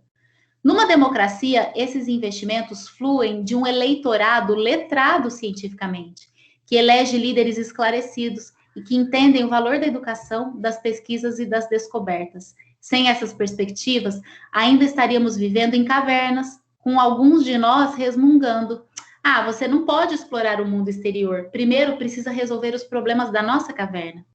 Você tem os recursos e o legado para liderar toda a América Latina, se não o mundo, no que um país do futuro deveria ser, no que um país do futuro deveria aspirar ser. Se você abraçar e apoiar suas indústrias e o setor de tecnologia inteiro, então os sonhos dos alunos em toda a cadeia educacional não terão limites, conforme eles forem introduzidos no mundo em que foguetes são os que alimentam as ambições das pessoas que saem pela porta da caverna. Atenciosamente, Neil deGrasse Tyson. Então, essa carta que eu li um trechinho no começo, né, e parei na parte do porquê, e falei da importância da gente ressignificar esse paradigma de achar que Brasil é só futebol, café, carnaval, etc., né? Que o Brasil, sim, produz ciência de qualidade. Vocês viram aqui com dados durante a nossa oficina. E agora eu estou terminando com essa chamada de atenção. É uma carta do Neil deGrasse Tyson, está na íntegra aí, eu li só 2 trechos pequenos, está na íntegra nesse link, está na seção, está na edição brasileira do livro que ele publicou, Respostas de um Astrofísico. No começo da pandemia, ele foi no Conversa com Bial, ele leu essa carta olho no olho ali na tela para a gente. Então, a gente precisa abandonar esse paradigma, né, da síndrome do vira-lata, e a gente precisa valorizar mais o que a gente faz, porque a gente faz uma educação de muita qualidade. É claro que eu estou falando do Instituto Federal, né, não vamos ser o chato da bolha, a gente está numa bolha privilegiada, sim, mas vamos levar isso, né? Já que a gente está numa instituição pública de qualidade gratuita, vamos assumir essa responsabilidade, vamos fazer a diferença onde a gente estiver, com o recurso que a gente puder, né? Então, essa é a mensagem que eu quero deixar no fim da oficina. Pode passar mais um slide, Mauro. Isso, Valéria, cuidar do que temos, né, e do que precisamos. Eu vi o professor lá da Escola da Ponte falando que ele já foi na Finlândia, nos Estados Unidos, e que a gente tem Paulo Freire, que a gente tem uma escola maravilhosa e a gente fica buscando importados, né, que é mais ou menos o que o deGrasse Tyson fala. Até que o slide muda aqui para mim, deixa eu ver a do Deri Osvaldo aqui. Uma coisa que podemos lembrar o aluno é que ele faz ciência da mesma forma que ele aplica matemática, no dia a dia, muitas vezes sem saber. É isso. Tirar essa glamorização da ciência, né? E esse sofrimento. Muitos alunos dizem não gostar de matemática, porque não entendem ou não vão utilizar determinados conceitos na prática, mas os fazem de modo automático, através de suas etnomatemáticas. O mesmo ocorre ou pode ocorrer com a ciência, pois entre vários conceitos, um deles é o conceito de pesquisa e desenvolvimento de conhecimento. O aluno faz sem saber, sem querer e sem dificuldades. O papel da ferramenta cognitiva é exatamente esse, Deri Osvaldo. E aí a linguagem nos ajuda a explicitar aquilo que o aluno já faz. E o que o Freire preconiza, terminar aquilo, continuar aquilo que a natureza já fez, né? Então, entender a cognição humana para que a gente possa desmistificar essas coisas que os alunos têm como medos ou como equívocos da realidade e desempacotar isso para ele ver, fazer ele sair dessa janelinha conceitual, né? E o papel do professor é orientar e apoiar o aluno nessa busca pelo conhecimento, certamente. Eu acho que é renovador estarmos juntos nesses eventos, porque a gente se fortalece, ventila essas ideias que parecem óbvias, mas que precisam ser ditas, né? Essas são as referências da oficina. Eu acho que só tem mais aí um último slide de agradecimento, Mauro, mas toca ele para nós. Muito obrigada, pessoal, pela gentileza aí de ouvirem e colaborar com a gente aí nas ferramentas interativas e no chat durante aí essas quase 2 horas, né? A gente tem 5 minutinhos, então se mais alguém quiser dizer alguma coisa, comentar, perguntar, eu estou à disposição. Obrigado aí, equipe de apoio, obrigada, professor Marcos, obrigada, Semated.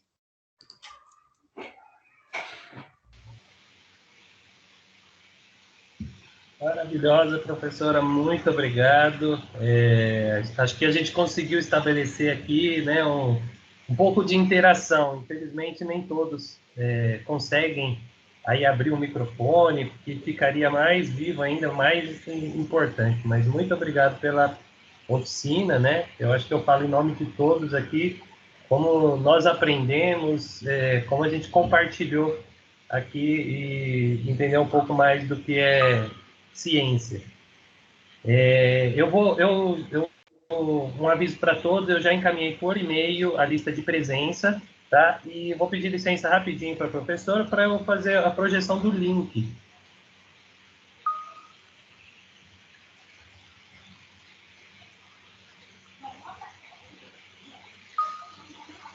Mas, gente, se alguém quiser conversar aqui com a professora, pode, por favor, abrir o microfone. A gente que está do outro lado da telinha, né, professor, fica esperando que as pessoas interajam. Sim, eu estou à disposição. E aí eu vou, então, Marcos, também, logo em seguida aqui, te encaminhar os slides para você também passar para o pessoal. Eu vou só incluir mesmo as telas da nuvem e do mural, né, para a gente deixar isso registrado. Aí o pessoal pode ter acesso aos slides para poder consultar as ferramentas, as referências, né? Perfeito, perfeito. Muito obrigado.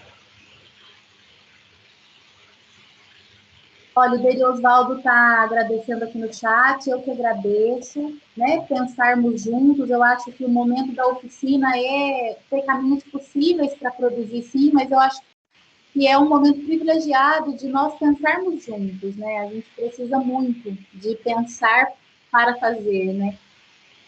Obrigada, Valéria.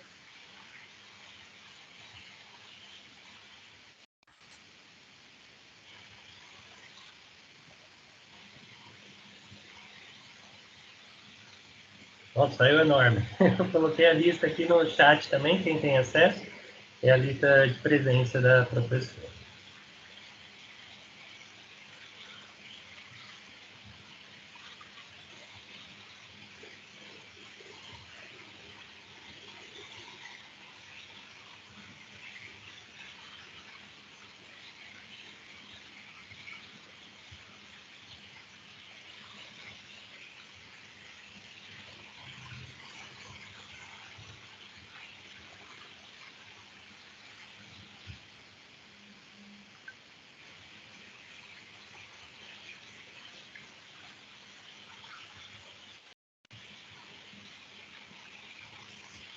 Só conferir aqui, professor, se teve mais alguma perguntinha.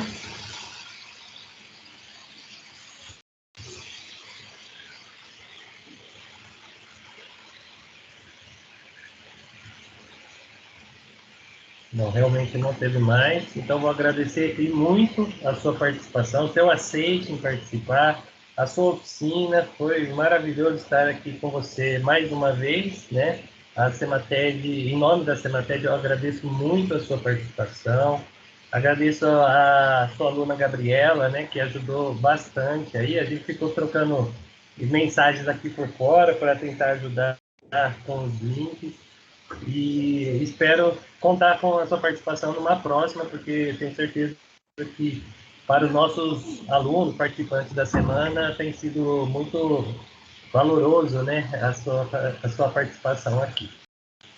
Eu agradeço a oportunidade, professor Marcos, continuo à disposição, espero que numa próxima Semated eu esteja em Araraquara com vocês, né, presencialmente, vai ser um sonho, e já fiquei parceira da Semated, sempre que tiver essa oportunidade do convite, eu vou sempre dizer sim, né, a gente sempre diz sim para coisas boas, e então agradeço, deixo um abraço a todos, e mando meu abraço também carinhoso para a professora Denise.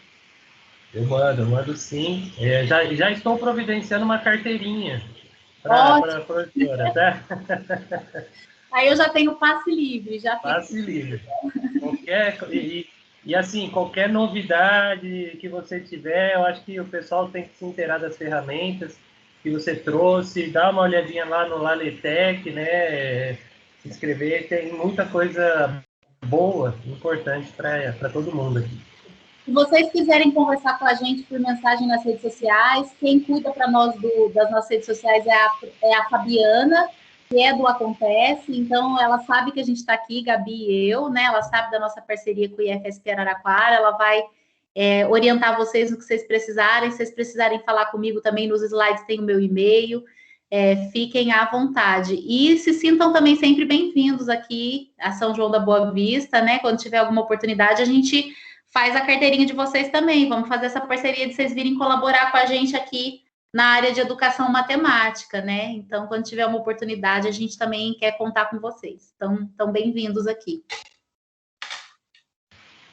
Perfeito, muito obrigado.